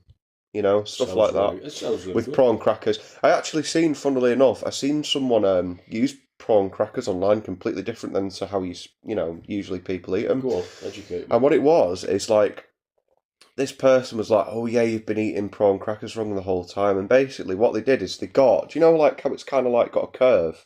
They used it. You know what? Can I interject? Yeah. They always remind me of quavers for some reason. Yeah, very much so. Yeah. Well, I'm glad I'm not on my own in that respect. Yeah. No, you're completely right. Yeah. But yeah, back to what I was saying. They kind of have like a bowl-like look. So what they did is they got the rice, stuck it on, used the pressure, and it was like a little rice bowl, and you can just eat it like that. Do you know something? That's quite nice. In fact, it's got its own stuffing inside. Yeah, exactly. And if you poured a bit of sweet and sour sauce on that, I think you can't go wrong. I think that's sounds really nice. Yeah, but yeah, Show you don't know everything, do you? And no. Sometimes people can point you in a certain direction and open your eyes to something completely new. Well, look at how the Italians eat pizza for a start. The Italians actually kind of fold their slices. Yeah. Stuff like that. They've all got different etiquettes and ways about them that they eat. Yeah. And speaking of Italy, I mean, obviously food comes to first the Italians thing, make fantastic food. Yeah, it's the first thing you think when you think Italy, good food. And pizza, let's face it, it's probably the most popular food in the world. Pizza's amazing. I mean, you've got like fast food, like you've got the fast food industry that also like try pizza. I mean, you've got Domino's, you've got Pizza Hut, you've got Papa John's. Yeah, all of them. Yeah. Funnily enough, we was watching a couple months ago a gentleman called Donitoli or something like Johnny Toley or something. A new creator on TikTok or YouTube Shorts, I think on both. He was actually a Papa John's worker, if you remember. Do you remember him? Twill the yeah. Do you remember? I showed him, yeah. And he had a really good outlook on like working in the fast food industry. Because at the moment there's a expression going around online. put the fries in the bag, which is basically a derogatory term towards fast food workers and people in retail. Can I interject again? Yeah. I don't think people should call the food industry when they rely on it. That I know so many because people that, to have me, it. Is biting the hand that feeds you. Really, it's stupid, isn't it? But it's not nice. You know, it's not necessary. Yeah, but obviously this guy has a different outlook on it, and he's just he says as long as you're happy in yourself and you keep working hard, it doesn't matter where you work, even if you do work in fast food. And I thought he had a really good outlook. I like that. Yeah, very much. It doesn't matter what job you do, as long as you do it well. Yeah, but not just that. It looks like he made a mean pizza. To be fair, and it's not fair to be tagging people with a label because they're in an industry. And especially the food industry, we can't do without food. No, obviously not. We'd die. Yeah, I know. You shouldn't make fun of people who serve food. No, I know. But that's what that happens. I know, but it's in my mind, it's wrong. Necessary. Obviously, it's wrong. But it looked like he could make a really nice pizza, to be honest. Yeah. And there's quite a few different influencers at the moment. I mean, online that do capitalise off food, and they earn millions, and they get billions of views and everything. Like, look at Gordon Ramsay. He's made an influx on like social media. He's moved over to social media. He's on TikTok and everything, and he's got like 30 million subscribers on YouTube as well. He is quite entertaining. He is, but like the way that he's gone about it. It's mad because he's kind of like adopted like modern day culture and stuff, hasn't he? Yeah, very much so.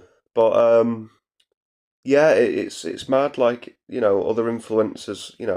You've got a lot of TV chefs at the moment. You've got a varied mixture of them as well. You do, yeah. That is something true. For everybody, isn't there? And they've also got rivalries. I mean, look at the beef between Gordon Ramsay and Jamie Oliver for a start. Well, I don't think it's too serious, to be honest with you. No, but to be fair, I don't think I'd like to get on the wrong side of Gordon Ramsay. I don't think anyone would. Yeah, he fucking is. Yeah, no, you're not. Be that as it may, good luck to him. I think it's great. He's actually. The more the merrier. Apparently, he's actually opened up his own restaurants. Instead of like these fancy French ones. Yeah. And he's got like these diner-like kind of restaurants around the world now, specifically in England as well. And they kind of just do chips, burgers, pizza. Simple food, isn't it? And he wants to put them at like a decent price so everyone can go. I've not checked like on how they're doing, but that's what I've heard. I think that's great. If you can stick to that, I think that's great, because food shouldn't be out of the reach of people. No, it shouldn't. He was actually talking about like how London's changed completely as a place, because you've got that many different cultures and ethnicities in London now that it's completely changed the food market, yet we still have that stereotype of England as not being a good place to get food. I disagree with that, and I have done for years. Yeah, me too. I think our food, it might be a bit plain in comparison to some cultures and some countries, but our food is our food. It is. And I wouldn't dream of knocking the Chinese people for their food, because I actually like it myself, or the Indians. Yeah, of course. Or anyone else. But obviously we've got the stereotype, haven't we? And our food is our food, yeah. and we like it. Yeah, we do. So yeah, I mean, obviously the strangest thing is England's most popular national dish is the tikka masala. Now, I wouldn't have known that if you hadn't told me. It's true. I was always under the impression that our favourite meal was fish and chips. No, it's tikka masala. Just goes to show you how far out of date I am. It's mad. There's actually footballers that have been known to love getting an Indian takeaway, right? And there was this one case of a gentleman went over to play a football match in India, and he didn't like the Indian food, so he got it ordered from here. He spent £7,000 to have Indian English takeaway food shipped over to India for the night. I find that extraordinary. And that's what he did, yeah. I mean, okay, if you can afford to do it, but it's a bit extravagant. It is extreme, but that just shows you how good Indian English food is. I mean, there's a lot of Indian. Obviously a place for it, yeah. Yeah, there's a lot of Indian Somebody people. Loves it anyway. Yeah, there's a lot of Indians in this country, and obviously a lot of them do capitalise on the food market because they know what they're doing with it. They know we like their food. Yeah, exactly. Yeah. Do you like Indian food? I have it occasionally, and yeah, I do. What I have had, I've liked. And it all depends on your palate as well. You don't have to go in for the raging infernos that a lot of people do. Yeah. You can have a nice mild meal. Yeah, you can, yeah. Indian cuisine is varied. It's not just blazing hot and, like a lot of people, tries to suggest it is. It's not. It's varied. You can get a nice mild one, Oh, absolutely, yeah. Their food is brilliant. They've been cooking it for a long time. It should be bloody good. Yeah, definitely. You're not wrong. Yeah, so, obviously we've covered fast food, but obviously you've not just got fast food when it comes to eating. You've also got just snacks that you can have on the go. Well, this is it. I mean, you can buy a bag of crisps or, I don't know, a packet of biscuits or... What's your go-to packet of biscuits? I like them all. Yeah, but if you had to choose... I like ginger nuts. Ginger nuts, yeah. Ginger nuts are quite underrated, actually. And a digestive as well. I love a digestive. Yeah. Whether it's got chocolate on it or not, I'm not bothered. Funnily enough, one of my favourites with digestives has to be the dark chocolate digestives. They're really nice. Yeah. Have you ever tried the Galaxy one? Yeah, I have, yeah. That is wonderful. Yeah, it's pretty good, yeah. Yeah, it's really nice. I like Galaxy chocolate. And obviously you've got the age-old debate in England, is Jaffa Cake a biscuit or a cake? I don't care. Do you like Jaffa Cakes? They're alright. So do I. But obviously, I'm not bothered whether they're a biscuit or a cake. It's interesting that that's such a big debate. I don't see why people should be bothered about it. They either like it or they don't. Yeah, true. If you like it, buy it and eat it. If you don't buy it. I'm just thinking about, I'm quite hungry at the moment, and I'm just thinking about, Sunday roast dinners. I'm thinking about, bacon and eggs and chips. And, I love bacon and eggs. I love bacon as well. Oh, bacon and eggs. Yeah. Traditional. Can't go wrong with it. I know. Yeah. It's beautiful. Obviously, you've got Spam as well. Spam's one of my favourites. It is. Yeah, I must admit. It really is. I know it's not very good for you, but it's excellent. It tastes lovely. If you could describe Spam, what would you say? There's something about Spam and eggs. They go together really well. And if you've got bread and butter to go with them as well, it's just... Make a sandwich out of that. Yeah, and dip it in your egg. Yeah. Yeah. Or put an egg in. Or put an egg in it, yeah. Depending on how you feel. It depends if the yolk's really yolk is really runny. Nearly said that correctly. You can dip your sandwich in it. And enjoy it that way. Nice. So, there's something about Spam. Yeah, there is. Yeah. Definitely. Having said that, there's the other side of it is we've only spoke about first courses, really, haven't we? That's true. There's also desserts isn't there? As well, isn't there? Apple pie. There's all sorts of different. What's your go-to dessert then? I like ice cream. Ice cream. Yeah. Any particular ice cream? I like them all. Yeah. Yeah, I do. There's times when I'll just eat vanilla. Yeah. Nice hot summer's day. You've just had a nice meal. Not too filling. And you just fancy something to cool the palate down a little bit. Yeah. And I don't think you can beat a bowl of vanilla ice cream. No, you can't. You can't. It's beautiful. Do you want to talk about your family getting ice cream on the beach back in the day? Because it used to come in a certain way. It used to be a thing when you were on holidays. Ice cream was the snack that you had while you were outdoors on the beach. The main problem with that these days is seagulls and sand. And sand gets everywhere when you're on the beach. It does. Why they call them sandwiches, I don't know, but it might be because sand used to get in there with it. I don't know. I have no idea. It's a very strange one, that. But yeah, I digress. Sandwiches, that's another thing we haven't spoken about. It is, yeah, and there's, that basically a sandwich you can do whatever you want with. You can put whatever you want on a sandwich, and it's convenient and it's cheap. Yeah, it is. If you've not got much money, you can go out, buy a loaf of bread, some margarine or butter. You can. A pack of ham or a block of cheese. Yeah. And maybe a couple of onions, and you've got a meal fit for a king. I was speaking to someone in work the other day, and they turned around to me and they mentioned that their go-to was jam and cheese sandwiches. Do you know something? That's nice. I've had that myself. Yeah, have you? What's it like? It's nice. I thought it was weird, and I actually pointed it out. I was like, "Why are you doing that? That's so strange." And they turned around and said, "It's a contrast between kind of like sweet and sour, sweet like sweet and savoury. Yeah. Depending on what cheese you've got on, yeah. It's very much like, do you know, when you're in a Christmas dinner and you have turkey and cranberry sauce, you know, that sort of thing. I was like, do you know what? Fair enough. Yeah. Fair enough. Fair comment, isn't it? Yeah. Yeah. And there's all the different types of cheeses as well. There's another thing. There is. There's a lot of cheese. My dad's favourite used to be Gorgonzola. Yeah. But that was too strong for me. Yeah. I like cheddar. And the other one, the orange one, what's that? Leicester. Red Leicester. Yeah. Yeah. Yeah. I will eat brie occasionally. Yeah. Yeah. Nice. But years ago, when I was a kid, we always used to have Dairy Lee triangles. Yeah. Spread on crackers. Yeah, they're nice, them. Yeah. I like them. I love cream cheese crackers, to be honest. Yeah. So, it was a nice change from, regular bread. Yeah. And also, not just that, cream cheese and crackers. You've also got, like, tortilla chips, like Doritos, and you can have, like, dipping sauces. Yeah, you can dip it in any sauce that you like. What's your favourite, like, dipping? I like a garlic dip. Yeah. Yeah, I love garlic. Yeah.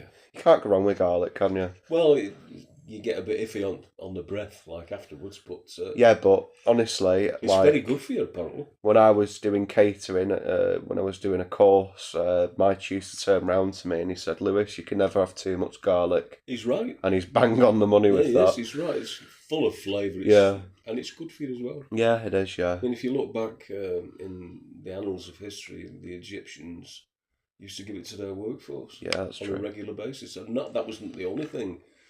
They had bread and beer. Oh, right, okay. The foams. Yeah. Bread and beer. Nice. You can't go wrong with that, can you? No, you wonder can't. These guys could build bloody pyramids. Yeah.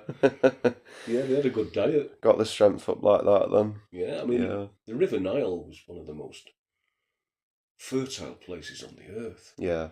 The silt used to drench the land when it flooded, and the nutrients that was in the soil was absolutely unbelievable. They could get 4 or 5 different harvests in 1 year. Right, okay. Depending on what they grew. Yeah. Yeah, it was very, very fertile. Yeah. No wonder they did well. No. Yeah. Yeah. That's interesting, to be fair. Yeah. That's That's what it can do. Yeah. Amazing when you've got loads of it, but the obverse is true as well. When you've not got any, Yeah, it's pretty you bad. struggle. Yeah. Fortunately, you've got that many charities nowadays that are out there to Well, feed, it's those not in just that. need. It's not just that, Lewis. I mean, if you look at places like Aldi, Lidl, Tesco's, most of the supermarkets in this country, you can buy cheap food. You don't have to pay a fortune for it.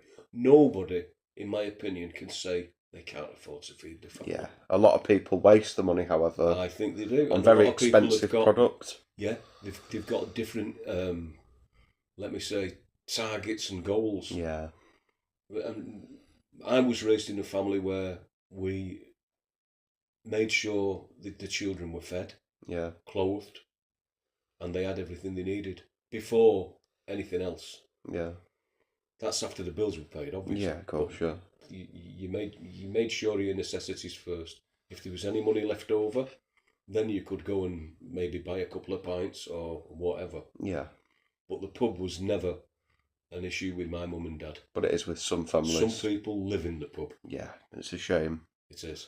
And I'm not knocking them, but there are better ways. There is. And when you've got a family, a lot of people do. Kids have got to come first. A lot of people complain that they don't have any money in. And then, they're spending. Well, if you look at what they spend on beer and fags. And not just that, just getting like a really expensive takeaway, like pizza, like a Domino's or something, every night, and I'm just thinking to Your myself. money won't last. The most disgusting case I've seen when it comes to takeaways is there was a documentary on a family that got a takeaway every single night, and it was in Newcastle, I think, and they were putting full fat sugary Coca-Cola in a 2-year-old's baby bottle. Now that's disgusting in my opinion. People know it's loaded with sugar. Yeah. You don't give a baby sugar. It's disgusting, isn't it? No, not like that. Yeah. Food is an incredibly good thing, but it can be dangerous. Of course, It can be dangerous to your teeth. It can be dangerous to your health in general. Well, look at like My £600 Life, for example. You've got food addicts. You can see food addicts gone berserk with no control over what they're doing. What's your thoughts on that show? I think it's a good thing to put that on because it might frighten some people who otherwise, if they hadn't seen it, Yeah. would think it's okay to eat like, there's no tomorrow. Yeah, yeah. It's not okay to eat like there's no tomorrow. Your heart is under severe strain when you're overweight like that. Yeah.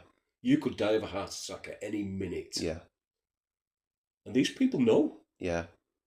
They know But that, they and still it's do so it. hard It to is. get out of that situation. It is because it's ingrained into us to just eat.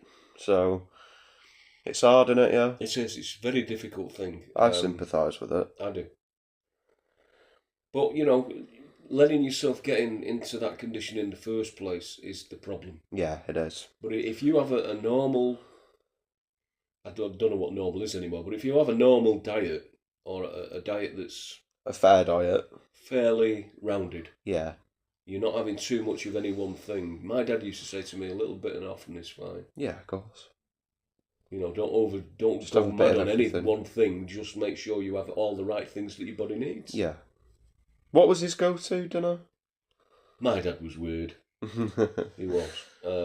I've known him to sit on the step with a pack of smoked bacon and a piece of black bread, black Polish rye bread. Yeah. And carve a piece off with his penknife of this bread, and take a rasher out of the packet and eat the two together. Right. And I pulled him up and said, "You're going to get worms doing that, Dad." And he said to me, "No, I'm not. This is smoked bacon. It has been cooked." Yeah. And was he right? Like, I couldn't argue with him. Yeah, fair enough. It's not something I would like to do myself, but he was quite happy doing that. It's like bread, innit? It's already been cooked. It's like certain products, This is it. Yeah, fair enough. This is it. I mean, it's what you like personally, isn't it? It is, yeah.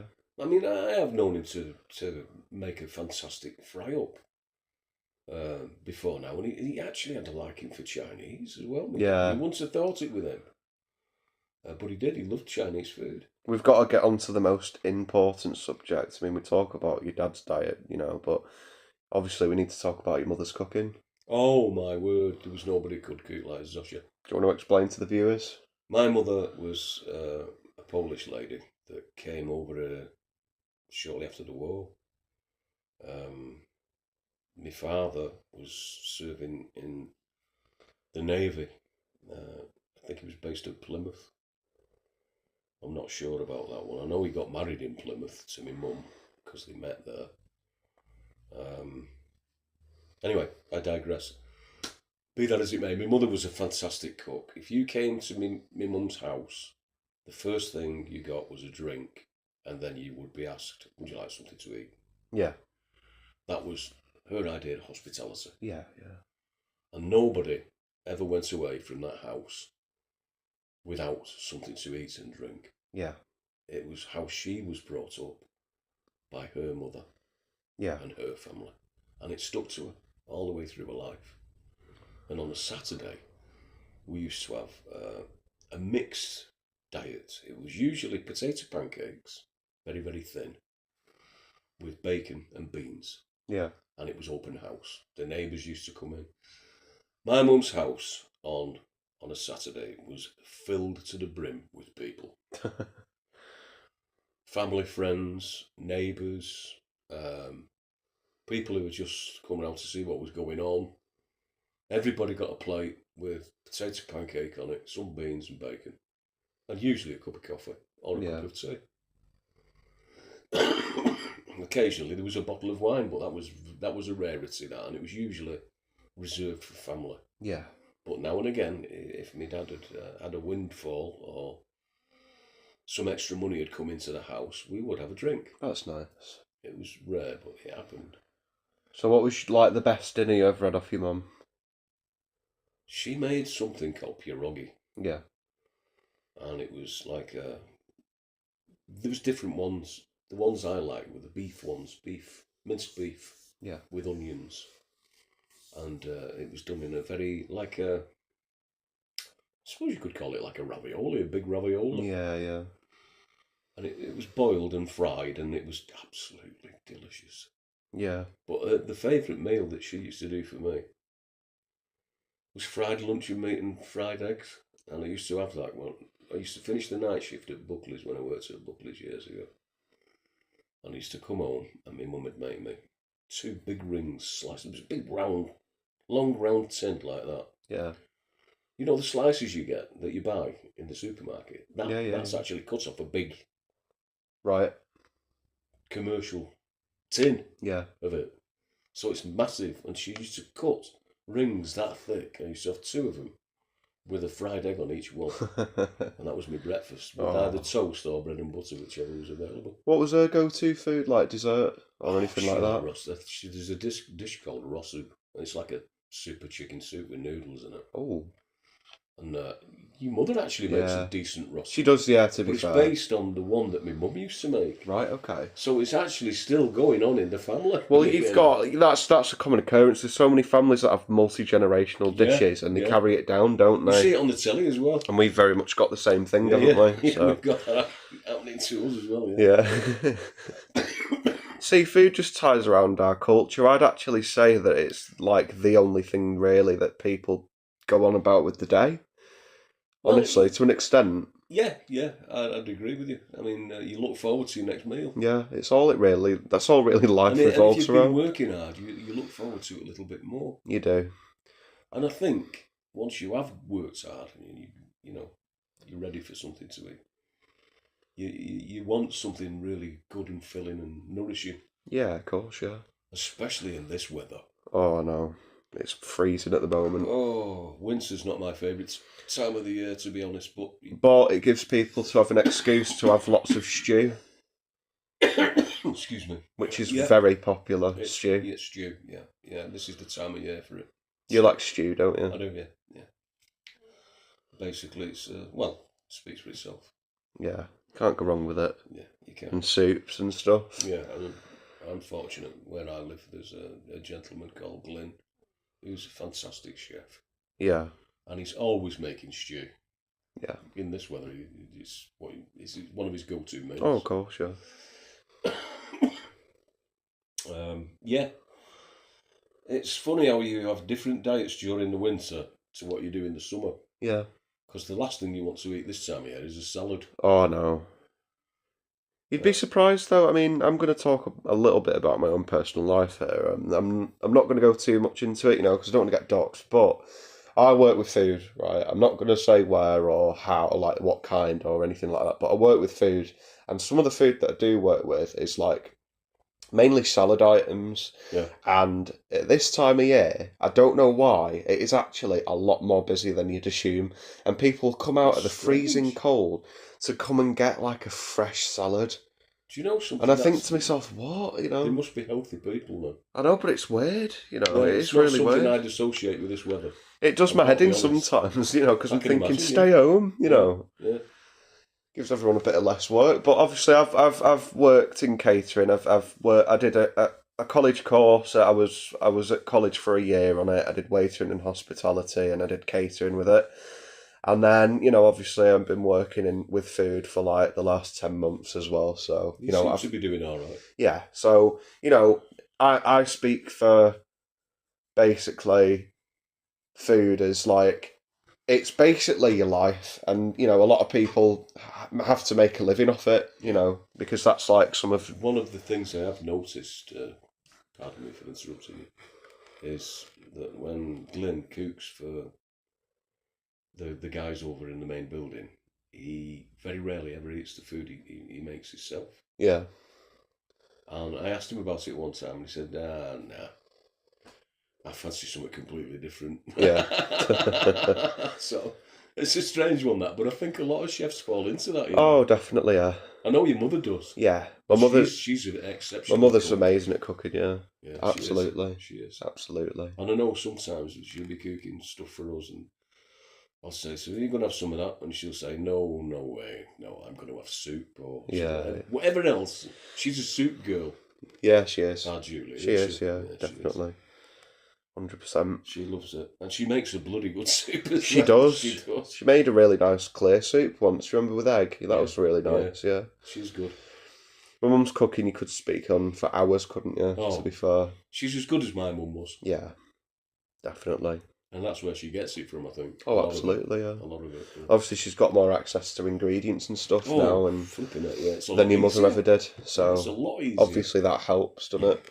Plus, you've got stuff coming in from all over the world. You do. There's more imports and etc., isn't there? Yeah. So, And with the supermarkets all competing with each other, it keeps the prices low. Yeah, and you can get some fantastic frozen dinners deals. as well. Yeah, you get some cracking. I'm actually very much a fan of like ready meals as well. Yeah. Stuff like that. Nothing wrong with any of that. You can pick up as from this date that we're currently recording. You can go into Tesco and get a nice spaghetti bolognese ready meal for 85p. Like this is it. It's not out of anybody's reach. No, it's not. You couldn't say that the people are poor and starving in this country when prices are like that. I know. Obviously, there are ridiculous brand things that cost a lot of money. You can pay a lot of money for stuff. You can get certain frozen pizzas, not even takeaway ones, and like a frozen pizza will set you back like $4.35. And I'm thinking to myself, why? Do you know what I mean? Yeah, when you can buy one for a couple of quid. Yeah, I know. You can buy one for £1. Yeah. So this is what I'm saying.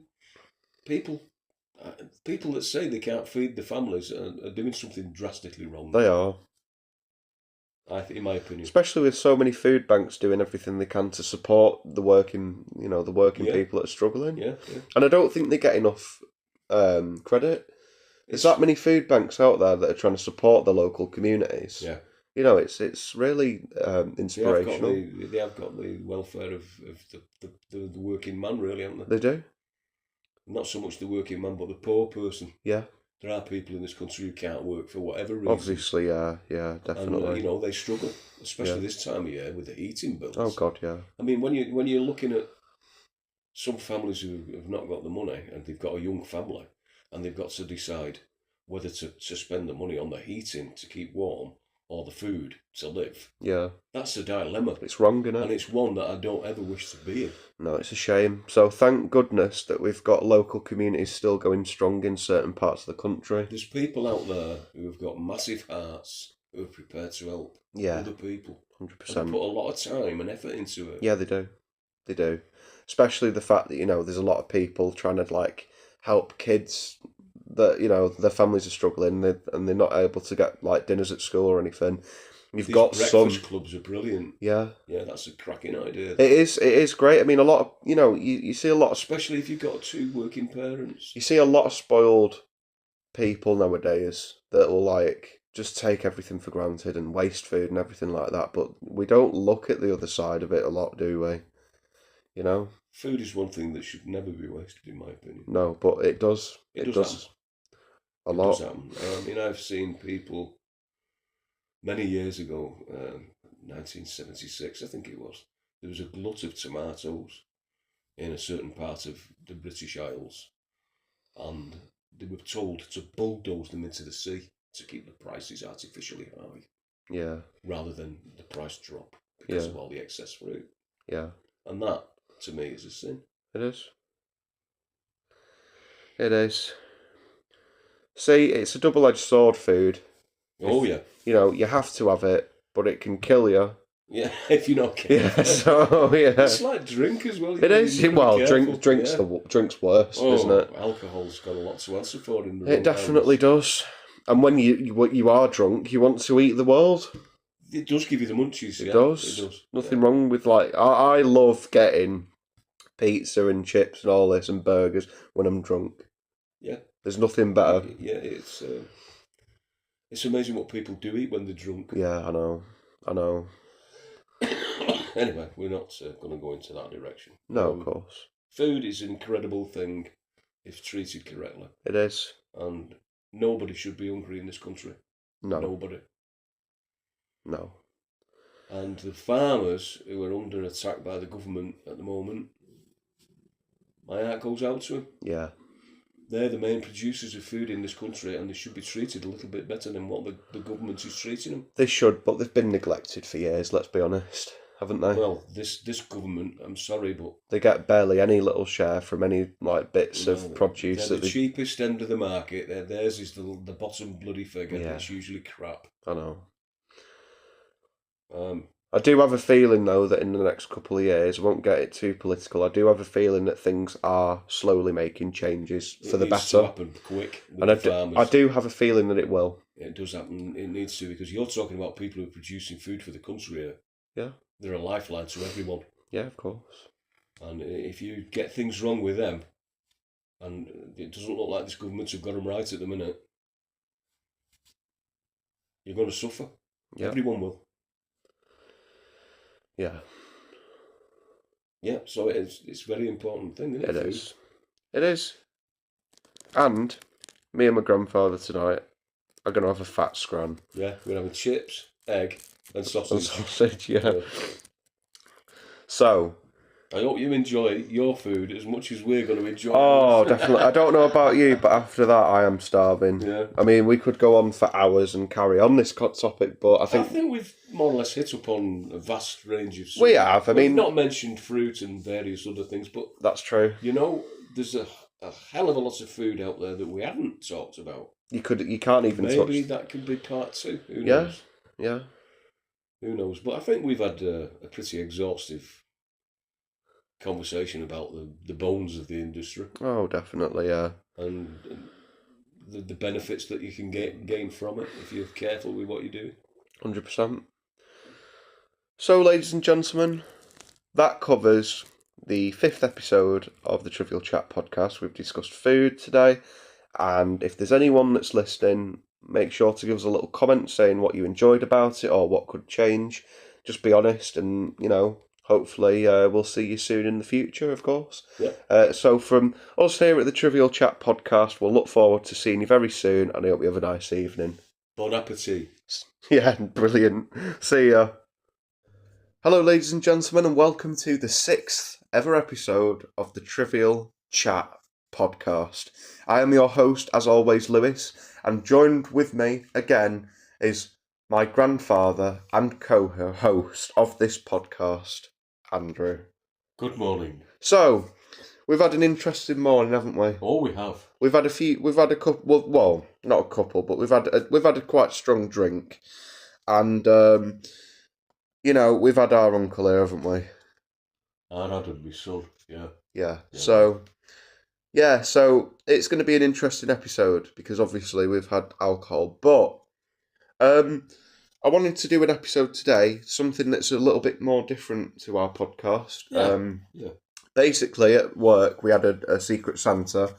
I was also involved in the Secret Santa, and the person that did my Secret Santa, I received my gifts from him. I got a nice big bar of chocolate. I got a nice aftershave and a body wash, and I also got this interesting game called True or False. So True or False is apparently the hilarious trivia game for 2 players or more. So I think this will be an interesting episode because this podcast is about me and my grandfather. It is. So I think this episode will be fantastic. You've got your reading glasses, haven't you? I have. I've just put them on now. So do you want to read the rules of True or False? These are the rules. Speak it loudly, though. True or false for 2 or more players. Rules. Players take turns acting as the quizmaster. They pull out a card and ask the person to their left one of the facts on the card. They can choose which one to read depending on whether they think that person will know one of them. The person being asked decides if they believe the myth is true or false. The quizmaster reveals the correct answer, and if the guesser is right, gets to keep the card. Otherwise, the quizmaster keeps the card. Keep going until the pack has been completed, or choose how many rounds you'll finish. At the end of the game, the person holding the most cards is the winner. So there we go. Do you get the rules? I understood it, yeah. Right, so it actually come as 2 packs, and it had wraps around 2 different decks of cards, so we've got an even amount. Which deck do you want? Do you want the left or the right? That one. The left. Okay, so let's shuffle them. Okay. And let's give this a go, shall we? It's going to be interesting, this episode, because we are drunk. Well, no, we've had 1 glass of wine. But, I haven't. I've had 2. Have you? Oh. Well, obviously, he gave me more, didn't he? Yeah, you did have a little bit more. Yeah. Right, who's going first? I think you should go first. Okay, so I'm going to read out one of these quiz cards, yeah? I think so. Okay, so there's two different ones on here. Right. True or false? In his youth, Prince Charles often signed himself into clubs with the name Charlie Chester. False. It's actually true. Oh. So what does that mean? That means you get to keep the card. I keep the card? Yep. Okay. So put one of your winning cards over there. Right. Okay. Your turn. Okay. Right, okay. So it's a T or an F at the the corner. Well, this one is T. No, you're not supposed to tell me, for fuck's sake. Got you. Dickhead. Okay. In terms of retail sales, Halloween is the second biggest holiday in the US after Christmas. I think that's true. F. So it's false. Yeah. So I keep that one. Right. Your turn. It's going spiffingly. This has already gone horrific. You already told me the fucking answer to one of them. One of them. Right. In 1990... By the way, these cards, they have... Oh my God, this is an absolute nightmare of an episode. They've both got two different true or falses on each card. So that's why he asked me a different one. Because he fucked the first one up, didn't you? Yeah, but now I know what the situation is. Anyway. So... True or false? In 1998, a girl's jaw swelled up and it was discovered that her saliva glands were infested with roach eggs after eating a fast food taco. Is that true or false? I'll take a guess, obviously, and say it's true. It's actually false. You get to keep another card. Yeah, go on. My turn. Having cut flowers or potted plants in a hospital room is dangerous to a patient as plants suck up oxygen from the air. I'd say that's true. So it's false, alright. We're doing well, aren't we? No. So you keep the card. No, that sounds believable, doesn't it? Right. True or false? Poinsettia plants are poisonous to humans. True. That's false. Get to keep another one. Oh my word. Right, okay. True or false? In total, 16 Concorde aircraft were built. I'll say that's true. You actually win a card. Right, thank you. Alright, that's the first one we've won so far, people. Wow. So now you've got to ask me a question. Okay, I'm going to shuffle it a minute. Right. True or false? The purpose of aircraft passengers adopting the brace position in an emergency is to kill passengers as quickly as possible and painlessly as possible in the event of a crash. False. Yeah, it's false. There you go, there's your card. Thanks. Here's your question. Go on. True or false? During the day, you can see the stars from the bottom of a well. True? False. False, right. I get to keep that one. You keep that card. Right. True or false? Canada means big village. True. That is true. You get to keep that card. Right. True or false? On the US interstate highways, 1 mile in every 5 has to be straight so that these sections can be used as runways in an emergency. False. Correct. Right. No, sorry, true. Why did you say it was correct then? Because I thought it was an F. Right, okay. Alright, you keep that one then. Right, go on.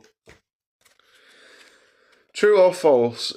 The modern image of Santa Claus was created by Coca-Cola. False. Yeah, that is false. There you go. I think you're going to win this. I very much doubt it. True or false? Men are 6 times more likely to be hit by lightning than women. False.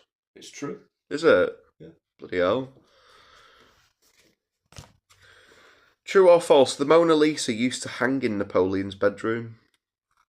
Ooh, now then. I'll take a guess and say true. Yeah, that is true. See, the Trivial Chat podcast, people that are listening to this, you're learning things very there. Trivial. You're learning things there from two buffoons. So I've got to ask you one now. Yeah. Oh, okay. There we go. True or false? A cockroach can live for up to 9 days without its head. That's true. Yeah, it is. Yeah. Nice one. True or false? Raw spinach is higher in iron than a baked potato. False. Yeah, that is false. True or false? The largest landlocked country in the world is Mongolia. The largest what? Landlocked. Meaning it's not. I'll say that's true. It is true. It is true. Cheers. True or false? The Earth becomes 12 tons heavier every year due to meteorites landing on it. False.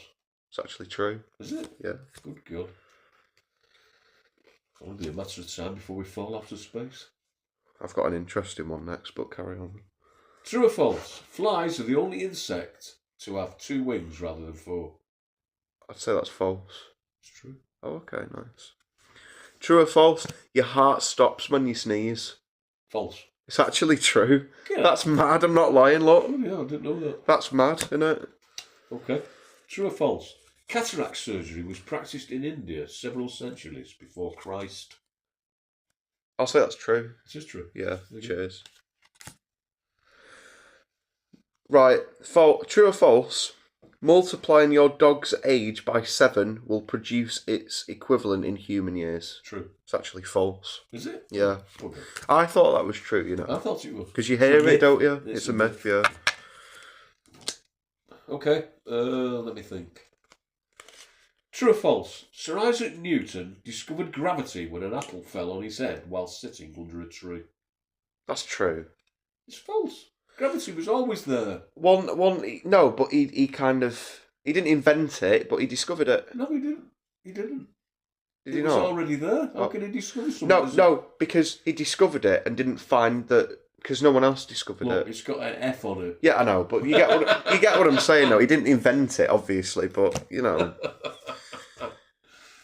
True or false? Pirates used to make their victims walk the plank. That's true. It's false, funnily enough. Get off. I'm not lying. Look, that's weird. That. You These are some mad things. These people. I'm learning shit every day. Yeah, I know. True or false? Monopoly is the most popular board game in the world. I'd say true. Yeah, cheers. It is true. True or false? Elephants are afraid of mice. It's true. It's false. And I think I'm a bloody know about the right. Oh, God. True or false? A dentist invented the electric chair. False. It's true. Oh, right, okay, that's interesting, isn't it? So be careful next time you go see a dentist, alright? I know. Let's have a look. True or false? More people die each year from choking on peanuts than die from being attacked by sharks. That's probably true. It is true, and that does sound more believable, obviously, doesn't it? It's really weird, but it's not nowhere near as glamorous, is it? No, not at all. Okay. True or false? All your taste buds are on your tongue. That's false. It is false. Cheers. True or false? Mud throwing was an official Olympic sport in 1904. True. Yeah, that is true. I'll have to look at that. That'll be interesting. True or false? Apollo 11 had only 20 seconds of fuel left when it landed back on Earth. False. It's true. All right, okay. Bloody hell. True or false? The word Toyota means bountiful rice field in Japanese. False. It's true. Ah! Okay. True or false? Al Capone's business card described him as a furniture dealer. True. Yeah. Yeah. True or false? The D in D-Day stands for day. False. True. That's weird, isn't it? True or false? 500 million years ago, a day lasted for 20.6 hours. True. Cheers. Thank you. True. It is true, apparently. It is. The French, true or false, the French call April Fool's Day April Fish Day. True. Yeah, it is true. No. True or false? The biggest health hazard in a sandstorm is suffocation. True. False. Is it really? Yeah. Alright, okay. True or false, the blue Peter flag signals that a ship is about to set sail. True. Yeah, that is true. You'd know about that, obviously. Yeah. Well, true or false? Finland has 179,584 islands. False. It's true. Oh, okay. Interesting. I didn't know that either. No, I didn't. I know it is the land of 1,000 lakes. Yeah. True or false? Peanuts are a key ingredient of dynamite. False. True, funnily enough. We're finding some weird stuff out here, by the way. Never would have even imagined that one. True or false? There are about 1 million earth tremors worldwide per year. True. It is true. Right, cool. True or false? The name of the first ever test tube baby was Louise Brown. False. It's true. True or false? Ostriches hide from predators by burying their heads in the sand. True. It's false. Oh, so that's just a myth? It is a myth. I would have said true as well. Yeah. I've got to be honest, because you hear about it. You do, see don't all you? the cartoons and everything. Yeah. It's false. No. This is like unravelling a lot of stuff here. Yeah, it really is, because I would never have... But where have they got this information from? That's what I want to know. They can see there's a huge mythology out there that isn't true. Yeah. This has probably been background checked, hasn't it? Oh, definitely. Yeah. True or false? The Beatles song "A Day in the Life" features a high-pitched whistle only audible to dogs. True. It is true, yeah. How did you know that one? Because I was a Beatles fan years ago. Was you? Yeah. Was you a big Beatles fan? No, it was just... Why did they do that then? They did a lot of strange things. Yeah. True or false? The elephant is the only land animal other than humans that cries. I'd say that's false. It's true, actually. Is it? Yeah. No, because dogs cry, don't they? No. Fair enough. Well, you hear dogs whining. When they say cry, what they mean is the turbines. Well, do you know when like dogs get emotional? Oh, Obviously, yeah, you hear them whine. yelp and all the rest of it. Yeah. But an elephant actually cries. Yeah, got you. Fair enough, yeah. Right, true or false? Bromidrosis is the scientific name for sweaty feet. True. That is true. True or false? The body of Alexander the Great was preserved in honey after his death. That's true. It is? Yeah, I thought it would be. True or false? Charlie Chaplin once came third in a Charlie Chaplin lookalike contest. True. That is true. I've heard that before. Funny as enough, well. I was watching a programme about him the other night. Was you? Yeah. Did it come up? Yeah. Yeah, that's He's weird. English. He was born over here. Yeah, we know. But isn't that mad? Yeah. He was the world's idol at one point. Yeah, he was. Every country in the world loved him. Yeah. Right. Your turn. God, what's this? You'll like this one. All laptop computers... Sorry, true or false? Yeah. All laptop computers sold in the USA since 2005 are fitted with secret key loggers that record whatever is typed on the computer and send it to the Department of Homeland Security without the owner's knowledge. False. False Yeah. it is. No, that makes no sense. True or false? Chocolate causes acne. True. False. This is... Do you know what I've noticed? If it's false, and I said true, you should keep that card. Why, what? Oh, yeah, sorry. Yeah, sorry. Now it's my turn to ask you. Do you know what I've noticed about this game, though? What? This game, like, goes, oh, you know this thing you've heard? Well, too bad it's bollocks. Have you noticed that? Yeah. Right. True or false? As well as its fur, the skin of a tiger is also striped. As well as its fur? As well as its fur. True. It is true. Yeah, I thought it would be. True or false? If a man didn't shave, his beard would be 30 foot long by the end of his life. Probably true. Yeah, that is true. Okay. True or false? Armadillos are the only animal, apart from humans, that can contract leprosy. True. It is true. Yeah. True or false? Drinking alcohol keeps you warm. It's false, actually. That is false. I thought you'd get that one. True or false? Fortune cookies, chow mein, and chop suey were all invented in the USA. False. True. Is it? It is true. So it's a marketing scheme. It's a marketing scheme. Got you. True or false? Some brands of cat litter are radioactive. False. False, yeah. Sorry, I'm getting confused on which deck I put them on. True or false? Baseball was invented by the British. True. True. Yeah, I need to think about I that for a thought it minute. was actually invented by the Japanese, to be honest. No, it's English, apparently. Right, true or false? Poshintang is a Korean soup made from dog meat. True. That is true. Do I? Yeah, you give it to you, don't I? That's right. Sorry, True or false? The word book comes to refer... Sorry, I'll start that again. It's alright. The word book to refer to a dollar comes from the frontier days when deerskins were a common form of exchange. True. It is true. Yeah. Yeah. Okay, cool. That's a lot to ask.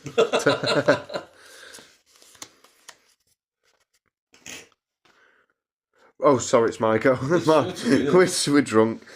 True or false? The first song to be sung on space was Happy Birthday. True. That is true. Okay. My turn. True or false? A healthy human brain is grey in colour. True. It's false. Oh, okay. True or false? The shortest war was between England and Zanzibar, which lasted 45 minutes. I'm going to say something stupid here and say true. That is true. True or false? Damascus is the oldest continuously inhabited city in the world. False. True. Okay. True or false? The Earth is struck by lightning 100 times every second. True.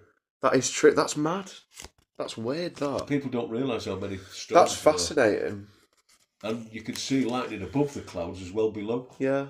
It's weird. That's They've mad, all got yeah. different names. That's awesome, isn't it? Yeah. True or false? The world's widest road is in Brazil and has enough space for 160 cars to drive side by side. False. True. Okay.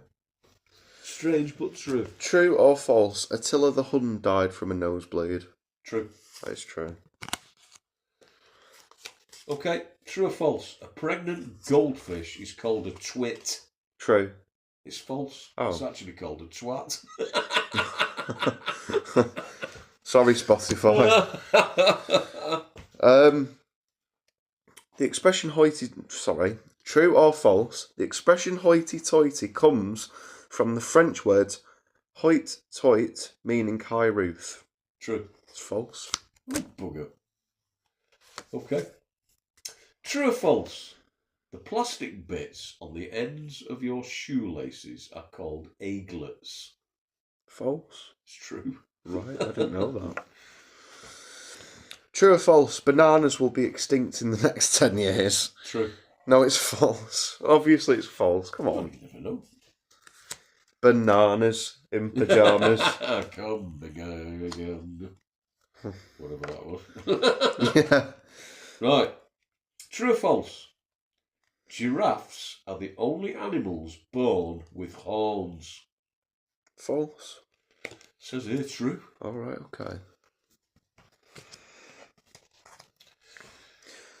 Right. True or false? Ostriches urinate on the legs to keep the legs cool. True. That is true. Okay. True or false? Giving CPR to a victim of a heart attack can sometimes restart the patient's heart. True. False. Oh. Don't ask me why. I don't know. You'd say true, wouldn't you? I probably would have agreed with you. True or false? Babies are born without kneecaps. True. That is true. That's interesting.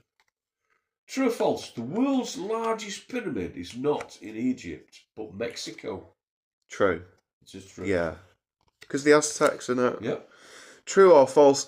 Dalmatian dogs are born without any spots. True. Yeah. True or false?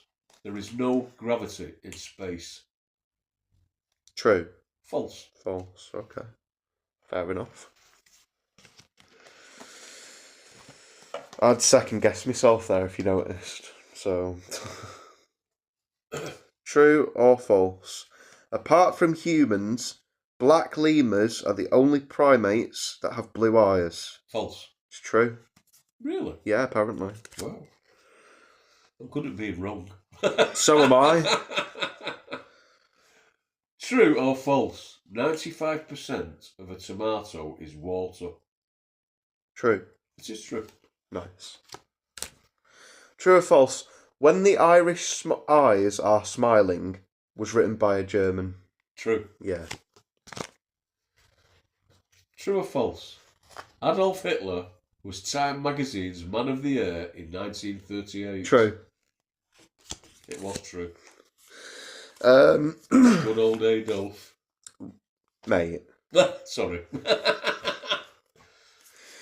Right. True or false? The record for the most children born to one woman is 69. It's probably true. That is true. Yeah. Okay. True or false? A pet company that was overwhelmed with orders fooled thousands of Japanese customers into thinking sheep were a rare form of poodle. True. False. Oh. Well, you hear things that are silly and you go, yeah, why not? It's true. You know? I know. You sometimes, the answers are astonishing. You'll probably get this one right. True or false? A lobster's blood is blue. True. That is true. Copper based. True or false? The computer in a modern car is more powerful than the computers used to send astronauts to the moon in the 1970s. True. True. Yeah. It is true. Because technology always advances, doesn't it? Absolutely. Which is why we're able to do this bloody podcast, isn't it? Yes, that's correct. Thank you, men in the moon. Exactly, yeah. Never mind the viewers. Yeah. True or false? Extra oxygen is pumped into Las Vegas casinos to keep gamblers from getting tired. True. That's false. Would have been nice if it was true. Yeah, I know. Okay. True or false? A wedding ring is traditionally worn on the third finger of the left hand. That's true. Because ancient Egyptians believed a vein from the heart. From this finger directly to the heart. Yeah, it's true. It's just true. I already knew it straight away, sorry. I'm amazed. I would have said false. No, I knew that. I already knew that. Anyway. Oh, look at how fucking intelligent I am. No, sorry. How you are. I know. I've got many cards there. True or false? The durian is the smelliest fruit in the world. It's true. That is true. It's an easy one, that. The orangutans love it. Apparently. Yeah. Do they? Yeah. They can smell it from miles away. Right. It smells like bad sewage. Does it? In certain places in Indonesia, yeah, you are not allowed to open it in public. Right. Because of the stink. Because it's that horrific. Yeah. Right, okay. True or false? Elephants can remain standing after death. True. It is true. True or false? Thomas Edison invented the light bulb. False. Obviously false. True or false? In the deck of cards, the King of Hearts is the only king without a moustache. That's true. It is true. Yeah. I had to think about it then. True or false? A duck's quack doesn't echo. False. Yeah, it's false. True or false? The tradition of throwing rice at weddings should be avoided because when wild birds eat the rice, it expands in their stomachs, which can cause the birds to explode. True. False. Oh. True or false? The number of hooves lifted into the air on equestrian statues reveals how the riders died. False. Yeah, it's false. True or false? A bolt of lightning can reach temperatures that are 5 times hotter than the surface of the sun. True. It is true. Nice. True or false? The pieces of paper that are left over when you use a hole punch are called a chad. False. It's true. Right, my turn. True or false? There is enough carbon in a human body to make 900 pencils. True. It is true. True or false? Giant clams have been known to trap divers and kill them. False. Yeah.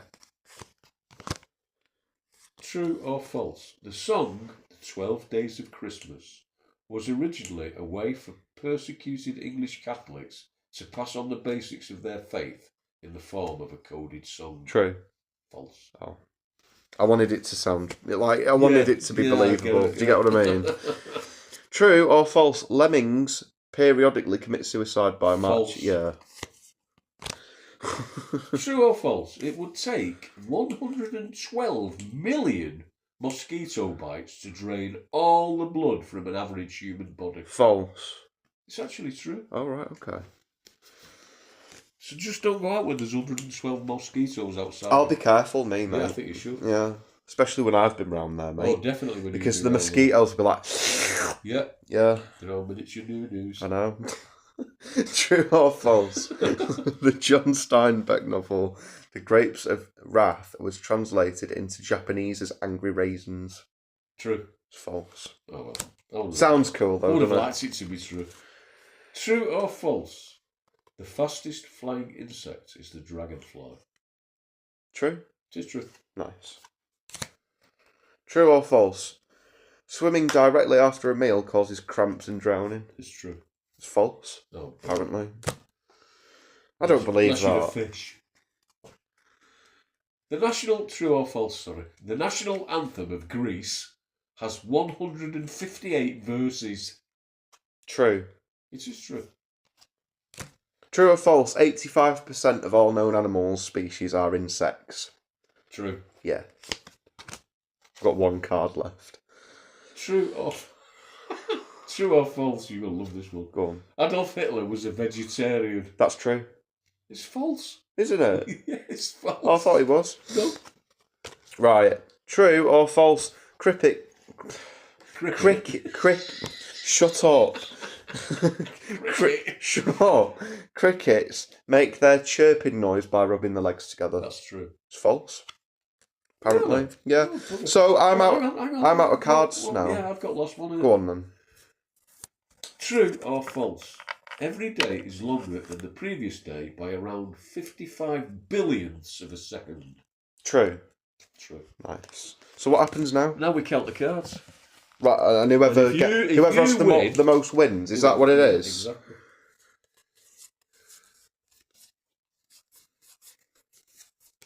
Just give us a minute, people.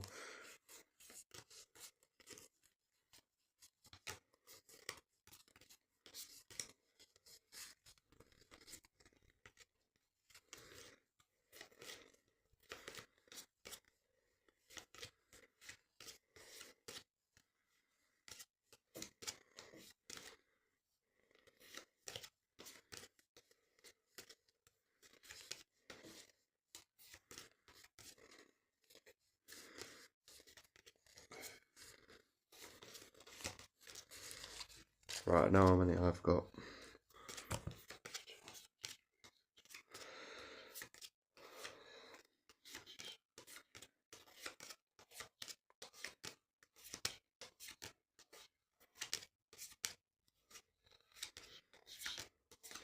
If you enjoyed our playing of the game, make sure to give us a follow on Spotify and leave us a nice review if you enjoyed listening to us. Whilst my grandfather's 60. counting. Oh, well, you beat me straight away because you had more cards. I had 44.